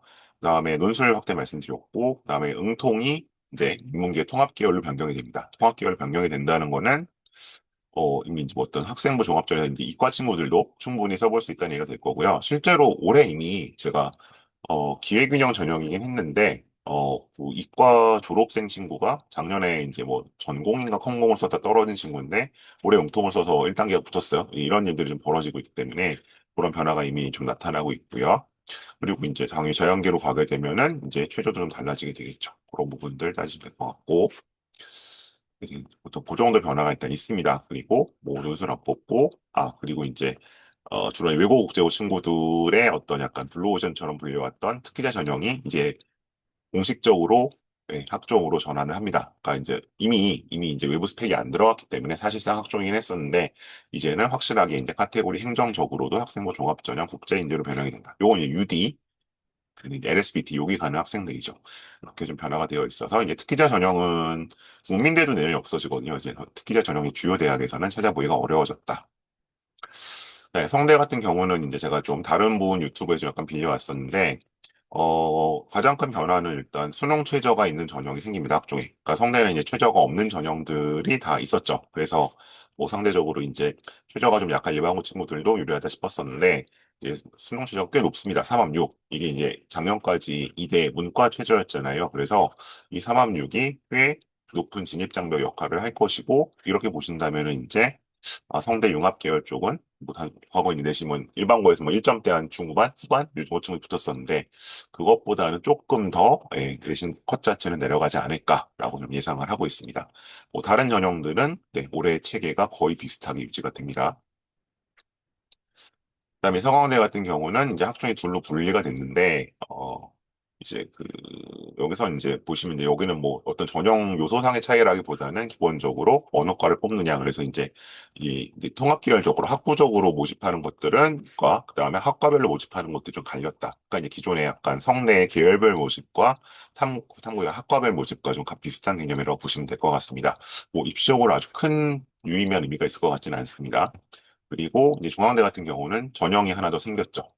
이제 중앙대 같은 경우는 이제 전형이 두 개였는데 어쨌든 둘 다 최저는 없었고요. 그래서 하나는 면접이 있고 면접이 없고 보통 저희가 그렇게 구분했는데 왜냐하면 이 뭐 융합탐구 이름 외우기 어렵잖아요. 이제 그냥 1년씩 입시 치르시는 고3들 입장에서는 근데 이제 성장형이라고 하나 또 생겨서 아마 이름은 기억이 안 남으실 것 같고 여기는 그럼 뭐가 있냐? 이제 둘 다 있는 거죠. 면접도 있고, 최저도 한 3학 6이 걸리고, 이렇게 되면 이제 허들이 두 개나 생기는 거니까, 상대적으로, 내신 컷은 더 내려갈 수 있겠죠. 그래서 이 전형은, 굳이 저희가 기존의 경험을 따져보자면, 융합형이 보통 일반고 친구들이 상대적으로 좀 유리하다고 했었고요. 그래서 내신이 좀 더 좋아한다고 했었고, 탐구형이 특목고나 전사고 친구들이 내신이 조금 빠져도 활동이 좋으면 이제 면접까지 갈 수 있으니까 붙는다 그랬었는데, 이 전형은 이제 상대적으로 학분지, 그러니까 최저를 맞출 수 있고 그다음에 뭐 서류도 나쁘지 않은 그리고 면접에도 강한 아마 학군지 뭐 자사고라든가 갑방고 친구들에게 좀 유리하지 않을까라고 짐작을 하고 있습니다. 다음으로 이제 논술 아까 이제 말씀드려서 제가 이건 넘어가고요. 다음에 뭐 이제 나머지 변화들을 좀 살펴보시면 요건 제가 이제 진학사 자료를 좀 가지고 왔습니다. 그래서 뭐 교과에서 정성평가 확대라는 건 사실은 그렇게 큰 의미일까라는 생각을 좀 들고요. 그다음에 이제 외대 글로벌 쪽에서 최저가 살짝 강화되는 게 있고, 근데 뭐 교과는 원래 최저가 있기는 이제 있었으니까요. 그리고 성대가 이제 졸업생이 들어오게 됐고, 서강대 원투 말씀드렸고, 민사 말씀드렸고요. 한양대 추진력 확대는 이제 인원상으로 봤을 때 3합 7이 걸려 있는 쪽에 인원이 좀 늘어납니다. 그래서 아무래도 이제 요 전형이 자체가 한양대 입장에서는 이제 장기적으로 봤을 때 어쨌든 이 내신의 변별력이 약화되고 있는 상황에서 좀 괜찮다고 본 것 같고요. 연대, 중앙대 말씀드렸고, 동대 조금 정시 쪽이니까요. 네, 요거는 넘어가겠습니다. 그다음에 이제 에듀진 쪽의 정리를 따르면 역시 비슷합니다. 지원 자격, 취업 강화, 분리, 있고, 네, 요것도 비슷한 내용이기 때문에 굳이 더 말씀드리지 않겠다. 그래서 예년에 비하면 이렇게 아주 드라마틱한 변화는 좀 없는 편이다. 자, 그럼 이제 본격적으로 이제 앞에 거 얘기들을 많이 들으셨을 것 같고, 이제 제 얘기로 좀 들어가겠습니다. 그래서 이제 올해 그 기말고사가 끝나고, 이제 대신에 대충 잡히면 생각해 보셔야 되는 건 이제 이거부터입니다. 주관적 마지노선. 어디까지 가면 내가 입시를 끝낼 수 있는가? 이제 이거는 일단 뭐, 현역에서 끝낼 수도 있고, 고삼에서 끝낼 수도 있고, N수로 끝낼 수도 있겠지만, 일단 고3이 끝났을 때 과연 어디까지 가야 할 것이냐. 이런 점을 좀 두는 거겠죠. 그래서 이제 저희가 이렇게 이제 요거는 조작적 정의를 합니다. 합격하면 등록을 할 곳은 어디냐. 등록조차 안 할 곳은 굳이 지원할 필요가 없으니까 이렇게 되는 거고요.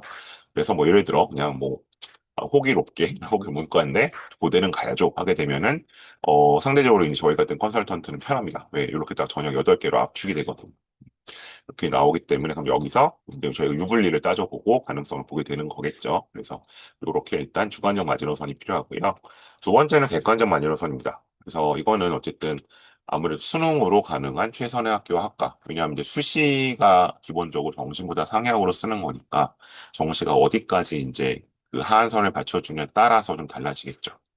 그래서 뭐 예를 들어서 원래 이렇게 따지면 안 된다는 말씀 드릴 건데, 평균 2등급이 나왔다. 지난 뭐 9월 모의사나 뭐 10월 모의사 어쨌든, 그랬을 때, 그러면 대충 중경 C 정도 갈 수 있다. 뭐, 보통 이렇게 얘기를 하죠. 그러니까 평균 2등급이, 뭐, 중경 의시 2, 이제 외대가 이제 이과가 없으니까 이제 외대가 빠지기도 하는데, 그 정도 갈 수 있고, 2.5등급이면 보통 건너홍수 라인이 걸친다고 말씀을 드리고, 평균 3등급이면 국숭세단, 부터 이제 거의 좀 넓어집니다. 국순회담부터 뭐 광명상가 라인까지 걸치고 3이 넘어가면 네, 이제 광명상가 하위권부터 뭐 삼여대 이렇게부터 말씀드리는데 그렇게 잡았을 때 나 바텀 라인이 어디냐. 그래서 만일에 이 친구의 경우에요. 아까 고대 이상 간다고 한 그 친구 고대 이상 갈 거고 나는 수능 평균 2등 나와요. 그러면 그럼 네가 정시에서 뭐 중경의시 요 라인은 가겠구나. 그렇게 되면 이제 요 밑줄 친 학교들은 상대적으로, 물론 뭐 내신을 따져봐야겠지만, 여기는 상향이 될 가능성이 높고, 보통 이 중앙대나 이 경희대, 이대가 약간 적정 라인이 되는 것이고, 지금 수시 라인을 미리 시뮬레이션을 해봤을 때, 그리고 이 시립대나 건대는 조금 이제 하향이 되는 거니까, 여기는 이제 면접이 있는 전형을 써서, 수능 점수를 한번 따져보자. 면접을 갈지 안 갈지, 이런 전략이 어, 나오게 되는 겁니다. 자, 근데 이제 제가 항상 말씀드리는 거지만 정시 라인은 이제는 원래 그랬어야 되지만 좀 더 정교하게 따져봐야 된다. 대충 2등급, 대충 3등급. 왜냐하면 2등급이라고 해도 그 범위가 얼마나 넓습니까? 굉장히 넓기 때문에 그렇게 따지는 게 아니라 제가 항상 말씀드리는 것보다 그럼 우리가 최소한 뭘로는 따져봐야 된다. 100분위로는 따져보자. 음. 왜냐하면 표준 점수는 매번 변하거든요. 그래서 이제 저거를로는 좀 오차가 생길 수 있고요. 계산하기 좀 복잡하니까 100분위로 좀 따져보자. 그래서 뭐 예를 들어서 여기 나와 있는 것처럼 내가 스카이를 정시로 가야겠다라고 한다면 뭐 최고학과 294, 최저학과 270 정도 그러면 뭐 그냥 우리 평균 따질까요? 평균 280 정도 나와야 된다. 뭐 중위권 학과겠죠? 음. 그러면 280이라는 건 소위 이제 이게 국수탐의 100분위를 더한 거거든요. 그러면 우리가 이제 그냥 좀 이해하기 쉽게 얘기 나누면 이제 나와 있는 그 성적표 있는 걸 쭉 더해보시는 게 가장 합리적이고 대충 봤을 때 그럼 이거면 한 90, 한국 20점 93.3 정도 되는 거잖아요. 그러면 어쨌든 내가 다 합칠 때 어쨌든 평균 100분위가 93.3 정도가 이 정도가 나오면은 스카이는 가는 거구나. 그 다음에 이제 주요 10개대라고 되어 있으니까 주요 10개대는 보통 저희가 그 뭐 중경 예시 요 건대 위에 라인 정도 보통 자르거든요. 근데 거기 라인을 봤더니 인문은 273.6이고 자연 어딘가요? 자연 281.2. 그럼 이제 자연이 훨씬 높죠. 여기 메디컬이 껴있다 보니까 그렇게 따져보시게 되면 대충 이걸 한 91 정도 되나요? 91.2 정도? 문과는 91.2, 이과는 90, 94가 좀 안 되고 93.57 정도 나오겠네요. 이 정도가 나와야지 갈 수 있다.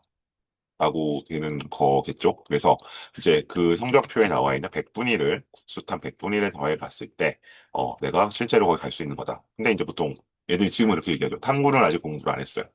아니 뭐 바쁠 거예요. 이제 이런 얘기들을 하는데 그럴 경우에 이제 제가 보통 제가 아이들하고 얘기하는 거는 그러면 네가 정말 그 점수로 거기를 갈 수 있을지 일단 산모에서 증명을 해봐라. 1, 2월 열심히 공부를 해서 그럼 이제 그걸 우리가 이제 믿고 가는 것이고 산모에서도 그게 증명이 안 된다고 하면은 더더욱 좀 믿기는 어려워지는 거겠죠. 어쨌든 그래서 이런 식으로 100분위를 가지고 한번 가늠해 보실 필요는 있다. 그래서 이제 요거는 뭐 제가 만든 자료가 아니고 실제로 이제 한 미디어에 나온 채로 제가 쭉 가져온 거기 때문에 뭐 이런 식으로 있어요. 어느 정도 100분위를 맞아요. 어제 간단하게 게 나와 있으니까 요거는 한번 검색해 보셔서 찾아보시면 충분히 확인할 수 있다. 그러니까 뭐 예를 들어서 우리 보통 애들이 건대 정도 간다는 얘기 많이 하니까 약간 현실에서는 내려왔을 때 그러면 건대는 학과 평균 260, 가장 좋은 과는 273, 문과는 259, 가장 안 좋으면 그다음에 이과는 271, 88, 이건 저것 때문에 그렇죠. 수의대 때문에. 그다음에 267, 뭐, 이 정도 가야 되는구나. 그래서, 이런 어떤 포인트를 가지고, 그러면 과연, 물론 이제 뭐, 이 보통, 최고 점수 말고, 베스트 스코어 말고, 가장 잘 본 거 말고, 어쨌든 가장 최근이든 평균을 봤을 때 어떻게 되니까. 왜냐하면, 이미 이런 얘기 많이 들으셨겠지만, 지금 고2 모의고사의 100분위와, 그런 등급은 80%가 떨어지거든요. 1년 후에는. 그렇기 때문에 어쨌든, 지금조차 맞추지 못한다면, 네, 내년에 못 맞출 확률이 높은 거죠. 그래서 그에 따라 전략을 짜셔야 되기 때문에 100분위로 항상 확인해 보실 필요가 있습니다. 자, 위자로 넘어가고요. 뭐, 이건 메디컬 계열도 나와 있고요. 자, 그래서 이제 올해 이건 제가 지금 원서가 들어가서 지금 진행되고 있는 아이들이기 때문에 그냥 대략적으로 보시면 이제 이런 경우입니다. 그래서 이제 저렇게 수능으로 갈 수 있는 학교가 수시로 본인이 갈 수 있는 학교보다 더 좋은 경우입니다. 그런 경우에 이렇게 원서들을 작성을 합니다. 그래서 이제 왼쪽 친구는 뭐, 둘 친구 다 잘하는 학교인데, 잘하는 친구들인데, 요거 이제 D그룹, 제가 항상 A, B, C, D 그룹 고등학교 구분해서 말씀드리잖아요. 거기서 D그룹에 속해 있고, 이 안팎 정도 내신을 받았어요. 물론 생기부도 이제 그에 상응하는 생기부로 되어 있습니다. 수능이 이제 다 1이 나왔던 친구고, 여기서 1이 나왔다는 건 이제 6모, 9모까지 본 거겠죠. 이 친구들은 지금 고3이니까.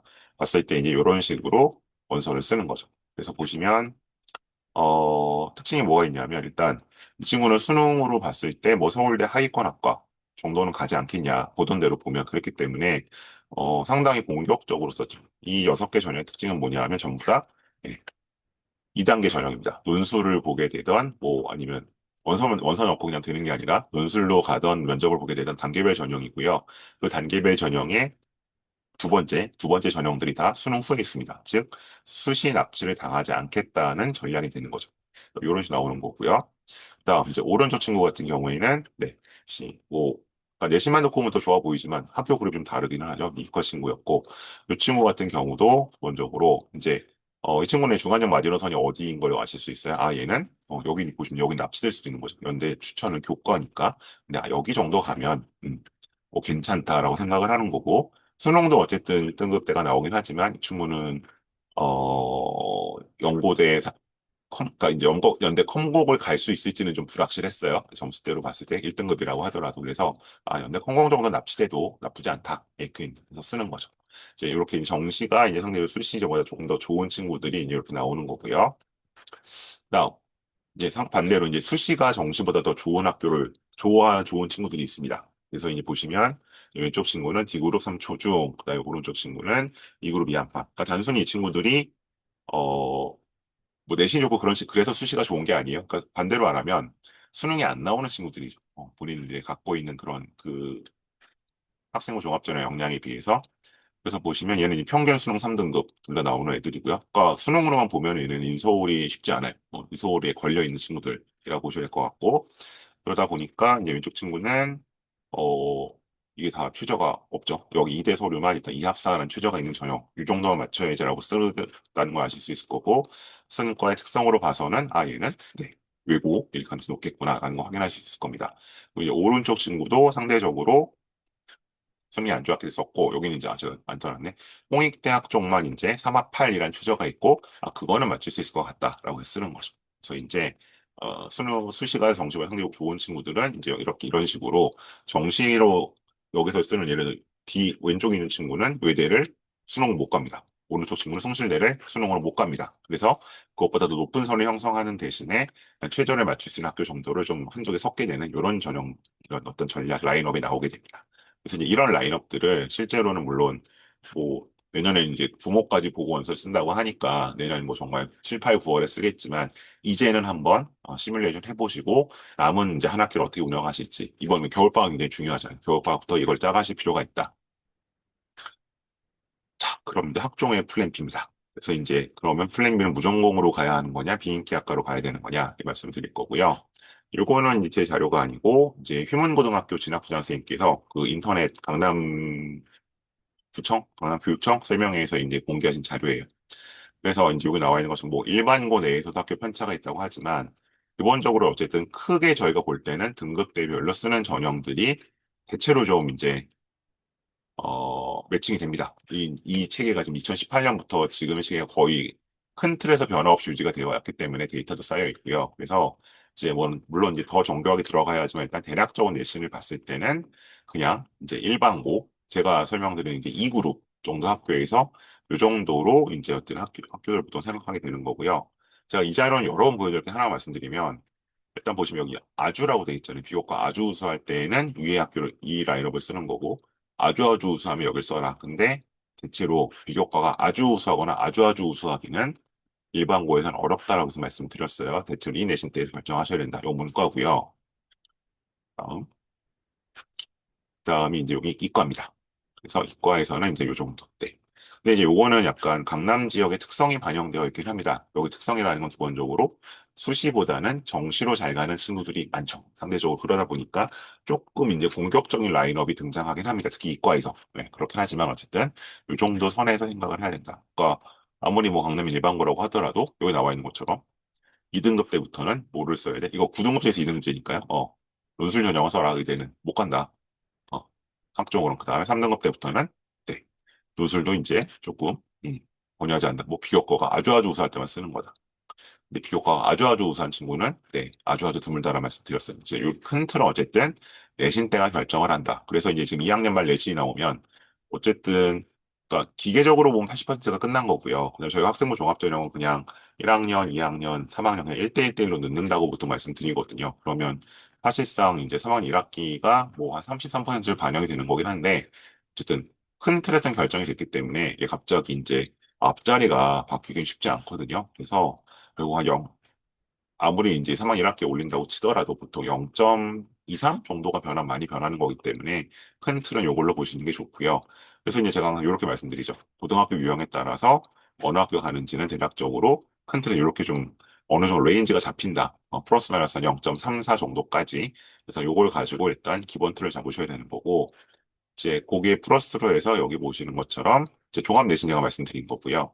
그다음에 전공 과목 내신이 어떤지, 여기 그다음에 비교과 활동 뭐를 했는지, 소위 말하는 치마탐구 뭐 했는지, 그리고 독서 등등 다른 것들을 뭐 여기 뭐 선택 과목 뭐 했고 공동체 의식 어떻고 이런 것들까지 한번 종합적으로 그러니까 진짜는 7, 8, 9에 하는 거지만 지금 12월, 1월에 이걸 해보시고 그걸 좀 가늠을 해보셔야 된다. 그래서 컨설팅 언제 받는 게 제일 좋아요? 라고 물어보시면 보통 그냥 내가 입시에서 딱 한 번 받을 거다 그러면 그거는 정시 때 받으셔야죠. 정시는 컨설팅 없이 쓸 수 없으니까 받으시는 거고 두 번 받으신다 그러면 정시 때 그다음에 수시 3학년 말에 받으시는 거고 세 번을 받으신다고 하면 이제 2학년 말에는 받으실 때가 되는 거죠. 네.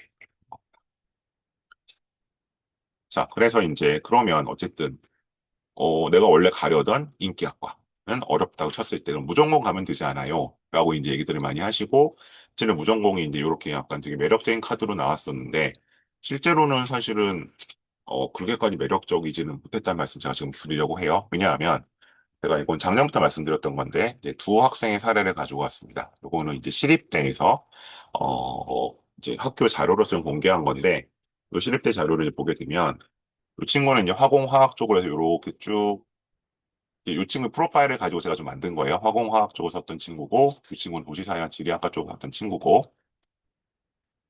그런 친구가 이제 나왔었는데 그 이 친구가 어쨌든 내신 때나 전반적인 상황 놓고 봤을 때는 이 친구가 1.8이었고요, 왼쪽에서. 오른쪽 친구가 2.5 정도로 일단 합격 공개를 했었거든요.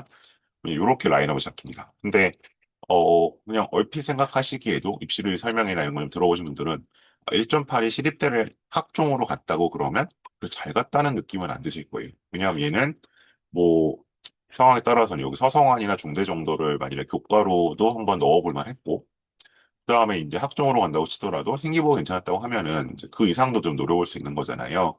그러면 이제 얘는 아마 교과에 최저를 맞추기가 좀 안 돼, 그러니까 수능 최저가 안 되는 애였거나 위에서 뭔가 좀 미끄러져 내려왔거나 그런 애겠죠. 문제가 있어서. 오른쪽에 2.5의 시립편을 봤으면 보기에는 나름 성공한 편이죠. 큰 틀에서 보면.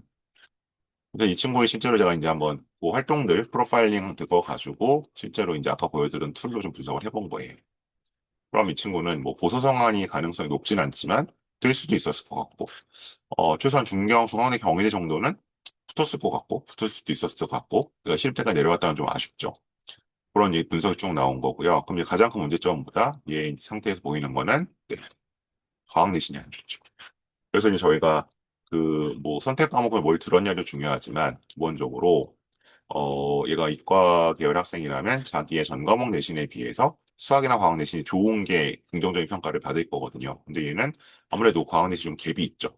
또 이제 시립대의 이 화공과를 오는 애들이 뭐 어쨌든 그래도 1점 후반이나 2점 초반대에 전체 내신 형성한다고 보면 거기 좀 상당히 처져 있기 때문에 여기서 좀 감점 요소가 있지 않았을까라고 좀 짐작을 해봅니다. 그래서 아마 시립대는 됐지만 위에 그 이상의 학교들은 붙지, 그래서 좀 감점 사항이었구나라는 판단을 하실 수 있고요.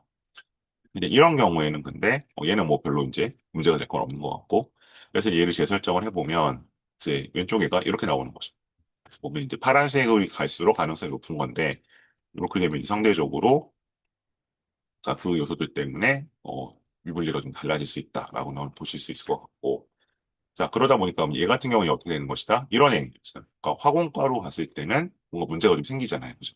근데 이런 애들이 오히려 그러면 자유전공이나 무전공 소속에 되면은 이 이제 핸디캡이 사라지는 거거든요. 왜냐면 거기는 뭐 과학을 잘해야 되는 게 아니니까. 그러니까 이제 문이과 통합적인 걸 어떤 그런 자유전공이라면, 그래서 제 생각에는 얘가 만일에 뭐 성대 자유전공을 썼다라든지 아니면 뭐 이제 건대가 시립대보다 좀 이제 더 인기도가 떨어지긴 하지만 아마 건대 자유전공 같은 데 좀 무난히 붙을 수 있지 않았을까. 그래서 만일에 제가 얘를 뭔가 약간 컨설팅하는 입장이었다면 재수를 했을 때, 그럼 건대 우리 무전공 한번 써볼까? 자유전공 써볼까라고 권했을 것 같다라고 저는 이제 말씀을 드립니다.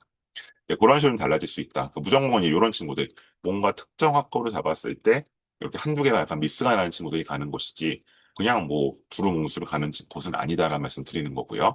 그래서 이제 이런 친구들은 무전공 하는 게 유리하고, 그렇지 않은 친구들은 무전공보다는 그냥 자기 전공을 하는 게 유리하겠죠.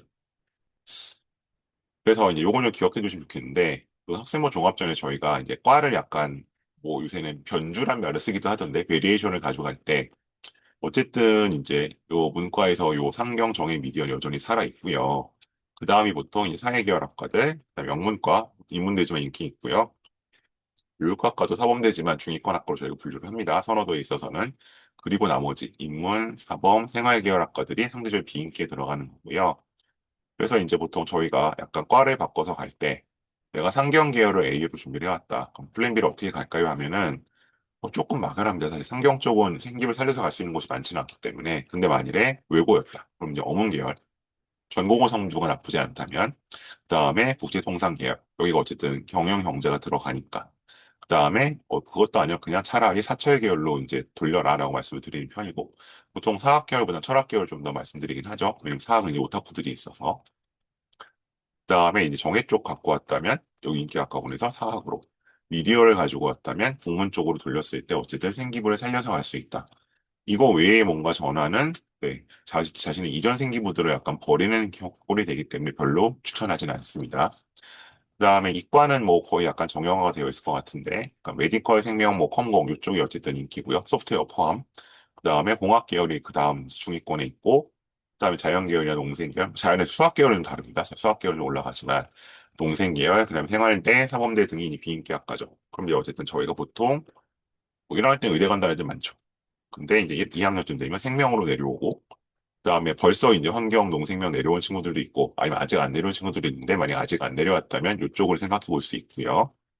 그다음에 컴공은 보통 어쨌든 수학 베이스가 되는 과니까 물리보다는 산고, 혹은 수학이나 통계, 혹은 농생명 중에서 물리가 별로 필요하지 않은 일부 학과들. 그다음에 이제 그냥 나는 일반적인 공학계를 준비했다면 자연계열로 낮추든지, 뭐 물리학과 이런 거 낮출 수 있겠죠? 아니 뭐 화학과, 그다음에 사범계열로 가든지 이런 어떤 상황들이 발생을 합니다. 근데 이게 보통 저희가 이제 보통 부모님들이나 본인들이 얘기하는 저는 학과보다는 대학을 높이고 싶어요라고 얘기했을 때 가져가는 굉장히 합리적인 약간 플랜 B 전략, 투트랙 전략이 된다라고 말씀드리는 겁니다. 그래서 이거를 보통 3학년 1학기는 다 하거든요. 그래서 지금 가능하다면 만일에 좀 일찌감치 2학년 2학기부터 뭐 다 이걸 이미 한 활동들을 바꿀 수는 없겠지만 좀 방향 설정을 하고 이쪽으로 조금 색채를 내는 작업들을 해놓으시면은 3학년 1학기는 당연히 맞춰서 오니까 조금 더 이쪽에서 상대적인 우위를 가져가실 수 있다. 근데 그때는 막 바꾸는 게 아니라, 그러니까 제가 이제 되게 답답한 게 뭐냐면 그런 거, 정상연결 가려고 했었는데 안 될 것 같으면 미디어로 바꿀래요. 그건 바꾸는 의미가 없죠. 둘 다 인기학과니까. 저는 뭐 컴공 가려고 그랬었는데, 이제 공학 중에 다른 뭐 기계과로 갈래요. 근데 이제 뭐 물리투를 안 했어. 이제 이렇게 된 일들이 벌어지기 때문에 거기에 대해서 이제 네, 제가 이렇게 약간 어떤 여기도 약간 정해진 합리적인 길이 있다라고 말씀을 드리는 겁니다. 그다음 자, 그럼 어쨌든 이제 생기부로 넘어가야 되는데 저렇게 방향 설정을 했다면 이건 이제 별로 교육적인 얘기는 아니지만 실제로 한 활동보다는 어떻게 기록되느냐가 더 중요할 수밖에 없다. 그래서 요거는 제가 그냥 하나의 사례를 보여드릴게요. 요건 이제 그 외대부고의 경우입니다. 외대부고가 이제 생활기록부를 쓰는 데 있어서 가장 적극적이고 좋게 말하면 나쁜, 좀 부정적으로 말하면 약간 노골적으로 이제, 이걸 열심히 써주시는 편인데, 이제 외대부고 같은 이런 식으로 학년 말이 되면 엑셀 파일 하나 주세요. 자율활동, 진로활동, 게세트, 뭐 본인 활동 활동들. 그래서 이런 식으로 주셔서 이제 선생님들이 다 챙겨주시지만 이제 선생님들이 빠뜨릴 수도 있으니까 본인에게 자기들이 했던 걸 쭉 정리해 오라고 하십니다. 그 양식도 주고 가이드라인 중에 자세히 나와 있어요. 이렇게까지 주는 곳은 제가 알고 있는 범위에서는 교대국어 정도밖에 없습니다. 교대국어 가장 주시는 편이고, 그다음에 이런 식으로 자기 평가서라는 걸 두시는 곳들도 뭐 전국에 한 1,800여 개 고등학교가 있다면 100개 안쪽입니다. 그러니까 자기 평가서는 양식을 갖고 있는 곳이 100개 안쪽이고, 그래서 이렇게 주어졌을 때 굉장히 잘 써가야겠죠. 일단, 그러니까 그걸 선생님이 얼마나 반영해 주실지 모르겠으나 일단 내가 할 수 있는 최대한의 노력을 해야 될 거고요. 그 다음에 이제 대부분의 학교들은 이런 양식 자체가 없고요. 그냥 구두로 말씀하세요. 얘들아, 다음 주에 선생님이 여러 니네 세특을 쓸 건데 혹시 뭔가 반영됐으면 하는 게 있으면 정리해서 가져와. 아니 뭐 언제까지 이메일로 보내.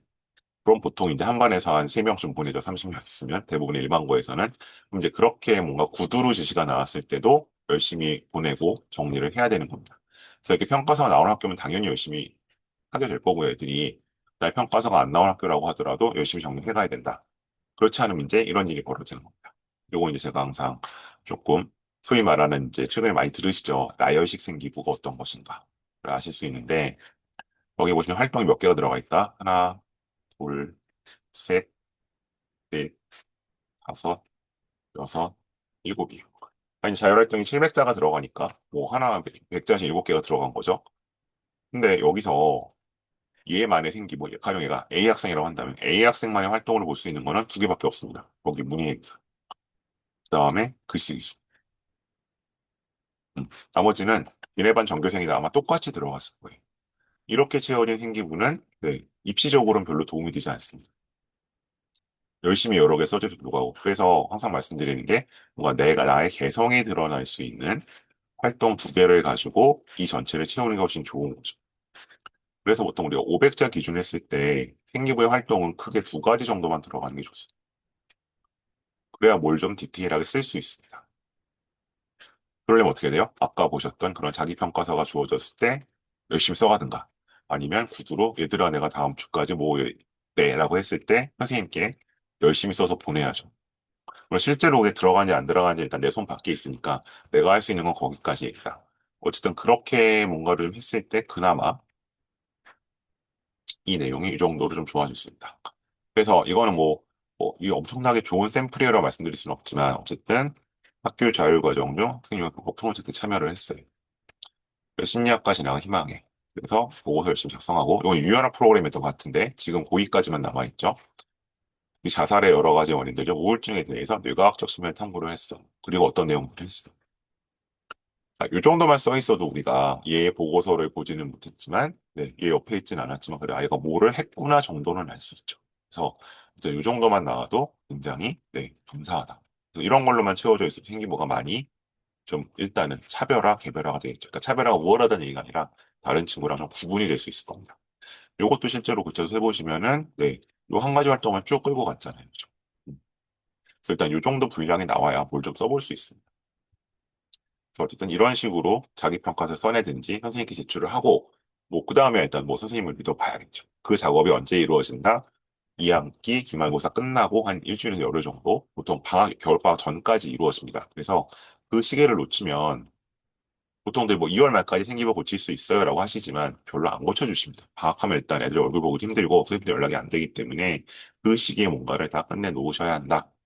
그래서 얘가 실제로 이런 활동을 한 것도 중요하겠지만 결국 이렇게 정리가 돼야지 입시적으로 가치가 있게 됩니다. 말씀드렸고요. 지금 들어오신 분이 계시네요. 네. 끝나가는데. 자, 오늘 제가 말씀드린 마지막 파트입니다. 그다음 제시문 면접. 시작은 겨울방학 때좀 하자. 그래서 이건 일단 제가 문과 제시문 면접 기준으로 말씀을 드려요. 이과는 어쨌든 뭐 서울대 같은 경우 불화생지 20학생 문제를 푸는 면접이고 뭐 연대랑 고대는 사실은 약간 인문 계열이랑 느낌 자체는 비슷하죠. 비슷한 느낌이 있고 그다음에 이제 뭐 그 밑에 성대나 한대 또 학교에 달라서 어쨌든 근데 중요한 건 이 겨울방학 때는 뭘 좀 해보셔야 되냐면 이 면접 전형을 내가 갔을 때 1단계를 통과해서도 경쟁력이 있을지를 좀 판단을 해보셔야 됩니다. 그리고 그거는 여름에 판단하기는 쉽진 않아요. 여름방학 되게 짧고 그때는 그냥 뭔가 결정을 해야 되는 시기지 탐색을 하거나 뭔가 확인할 수 있는 시기는 별로 없거든요. 그러니까 겨울방학 상대적으로 그래도 좀 길고 여유가 있기 때문에 판단해 보시고 그래서 일단 이 인문계 면접 같은 경우는 문과 면접 같은 경우는 서울대, 연대, 고대를 제가 이런 식으로 분류 좀 해놨어요. 그래서 크게 8가지 유형 안에서 이제 결합이 돼서 나오는데 어쨌든 뭐 모든 학교가 이제 공통적으로 다루고 있던 이런 비교, 제시문과 설명 평가, 자료 도표 분석, 그다음에 최근에 많이 나오는 거는 실험 설계 및 변이 통제입니다.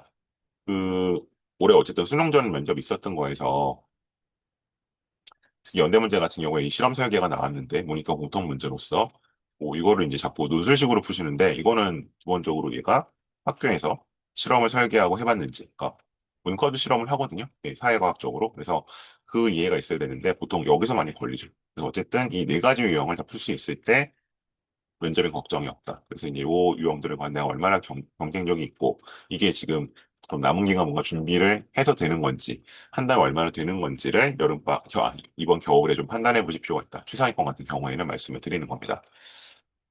그래서 이게 예전에는 보통 어쨌든 대치권에서는 2학년 겨울이 되면 면접 준비 시작하는 게 약간 관례였는데 이제 뭐 정시가 좀 10% 늘고 또 수능이 좀 뭐 최저 같은 게 걸리다 보니까 요새는 여름방학 시기가 늦춰진 것 같아요. 그래서 여름방학 때 왔는데 이미 좀 준비 시간이 부족해서 면접을 좀 치르기 어려운 상황들이 많이 발생하기 때문에 그런 걸 좀 예방하고자 또 반대로 여름부터 시작하니까 급해서 잘하는 친구임에도 이 면접의 시간을 너무 쏟아서 수능 준비할 시간이 좀 부족해지는 그런 불상사를 막기 위해서 어쨌든 겨울방학 때 내가 생각하고 있는 전형들의 면접 문제들은 최소한 최근 2년 기출 정도는 좀 풀어보고 가면 좋겠다라고 말씀을 드리는 겁니다. 그래서 이제 이렇게 약간 기출들이 많이 쌓여 있거든요. 그리고 이게 지금 이제 내년이면 확 바뀌겠죠. 일단 서울대부터 바뀐다고 하니까. 그래서 이제 올해까지 일단 유효한 것들이기 때문에 보고 가시면 좋겠고요. 그래서 저는 보통 그래서 이 겨울, 여름, 가을 해서 일단 1, 2, 3, 4순환을 돌고 4순환이 이제 1단계 합격 후에 파이널한 식으로 진행을 하고 있습니다. 네, 일단 제가 말씀드릴 내용 이 정도. 그래서 네, 일단 제가 설명을 드릴 내용 이 정도인 것 같고요. 일단 채팅창으로 질문들 주실 동안에 조금 어, 몇 가지 광고 말씀드리겠습니다. 채팅창 아까 질문이 하나 들어왔었는데, 네, 요거 이제 모두에 공개되어 있는 것 같으니까 다 보이시죠? 그래서 연대 유디가 학종으로 분류되면 수능 최저가 생길 가능성이 있나요? 어, 지금 예고된 바로는 최저가 생긴다는 얘기는 없습니다. 그리고 아마 최저는 생기진 않을 겁니다. 왜냐면 유디 전형 자체가 비율적으로 보면은 이제 요 전형은 거의 90%가 외고 국제고 혹은 전사고인이 들어오고요. 일반고 비율이 한 10에서 15 정도이기 때문에 이제 약간 서울대 일반 전형과 좀 비슷한 성격을 가지고 있거든요. 기본적으로. 그러니까 뭐 특목고에서 보통 지금 한 그러니까 A급 특목고나 전사고에서 한 3점대 후반 정도 애들까지 들어오니까 상위 한 25% 애들 그 정도면 굳이 수능 최저가 없어도 기본 학력은 있다라고 일단 전제를 하는 거죠. 그래서 제 생각엔 수능 최저를 걸 것 같지는 않습니다. 이 수능 최저 걸면은 되게 지각 변동이 일어나고 고대 학우처럼 될 거기 때문에 최저가 걸릴 것 같지는 않습니다.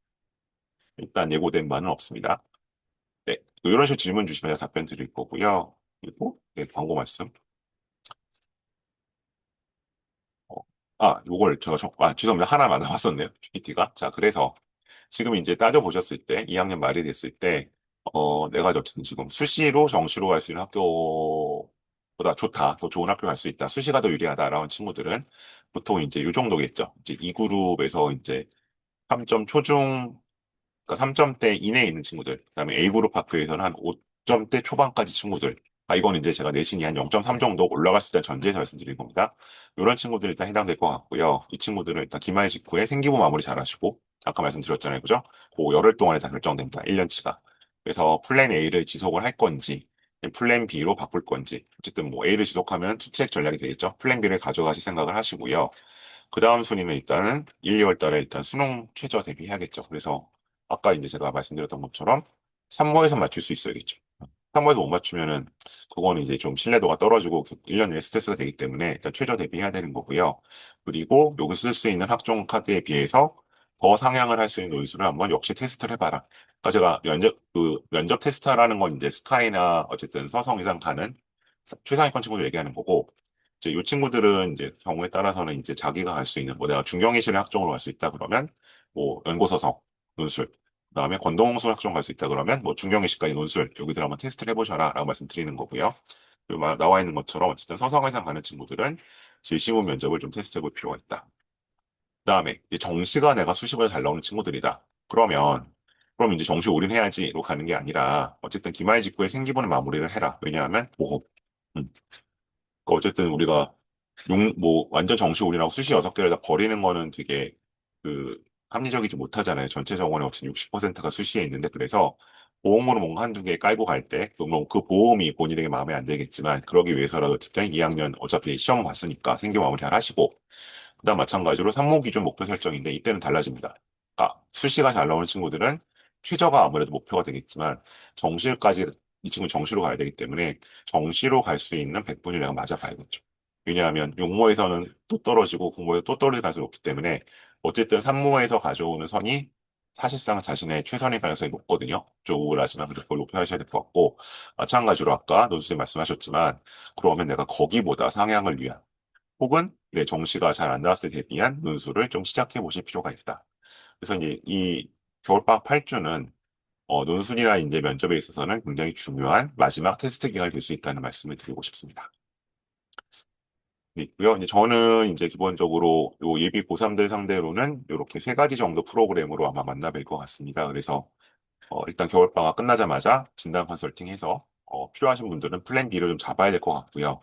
만약에 그게 필요 없거나 어쨌든 플랜 A로 쭉 간다거나 아니 플랜 B를 이미 잡았다고 하시는 분들은 기재 컨설팅, 아까 말씀드린 자기평가서 작성 및 첨삭, 그 다음에 생기부 초안 확인 및 수정 여기까지 이루어지는 과정. 그래서 이게 되게 바쁘게 돌아가요. 그래서 뭐 이제 학생들이 좀 미리미리 얘기를 하면 좋은데 뭐 오늘부터 생기부 쓰기 시작한데 그러면 그날 막 연락 주시고 근데 이미 저는 막 다 이미 애들을 받아놨고 하면 이제 제가 도와드리 어려운 경우도 있기 때문에 특히 이제 진단 컨설팅까지 하고 넘어가야 되는 경우는 그래서 뭐 지금 이 내신 기간에 한창 돌입 중이라 마음이 바쁘시겠지만 어쨌든 지금 제가 얘기 뚝 들어보시고 저 얘기가 설득력이 있다. 그다음에 그럼 저 선생님 좀 도와주면 좋겠다 하시는 분들은 가능하면 이제 기말고사 시작 전에 가능하면 11월 중에 저랑 좀 미리 뭐야 일정을 잡아 놓으시고 가시는 게 좋을 것 같습니다. 왜냐하면 제가 이제 기존에 연간으로 관리한 친구들이 있잖아요. 걔네들을 일단 걔네들이 이제 몰아치기 때문에 이때 추가적으로 이때 들어온 친구들은 한 10명 정도만 지금 아마 받을 여력이 될 것 같거든요. 그래서 그걸 좀 잡아주시면 좋을 것 같습니다.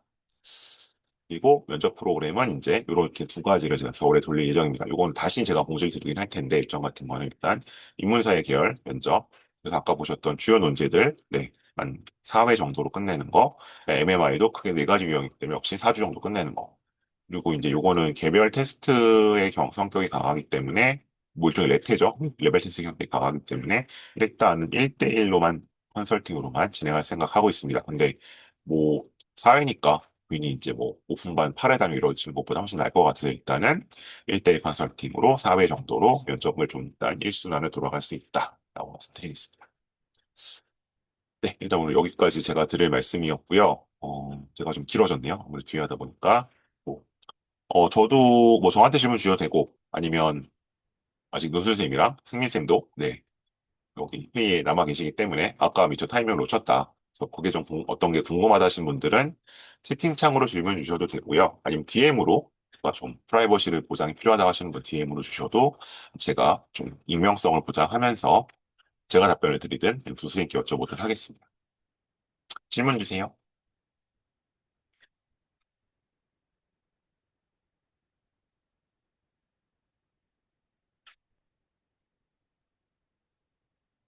PT는 앞으로 좀 돌려놓겠습니다.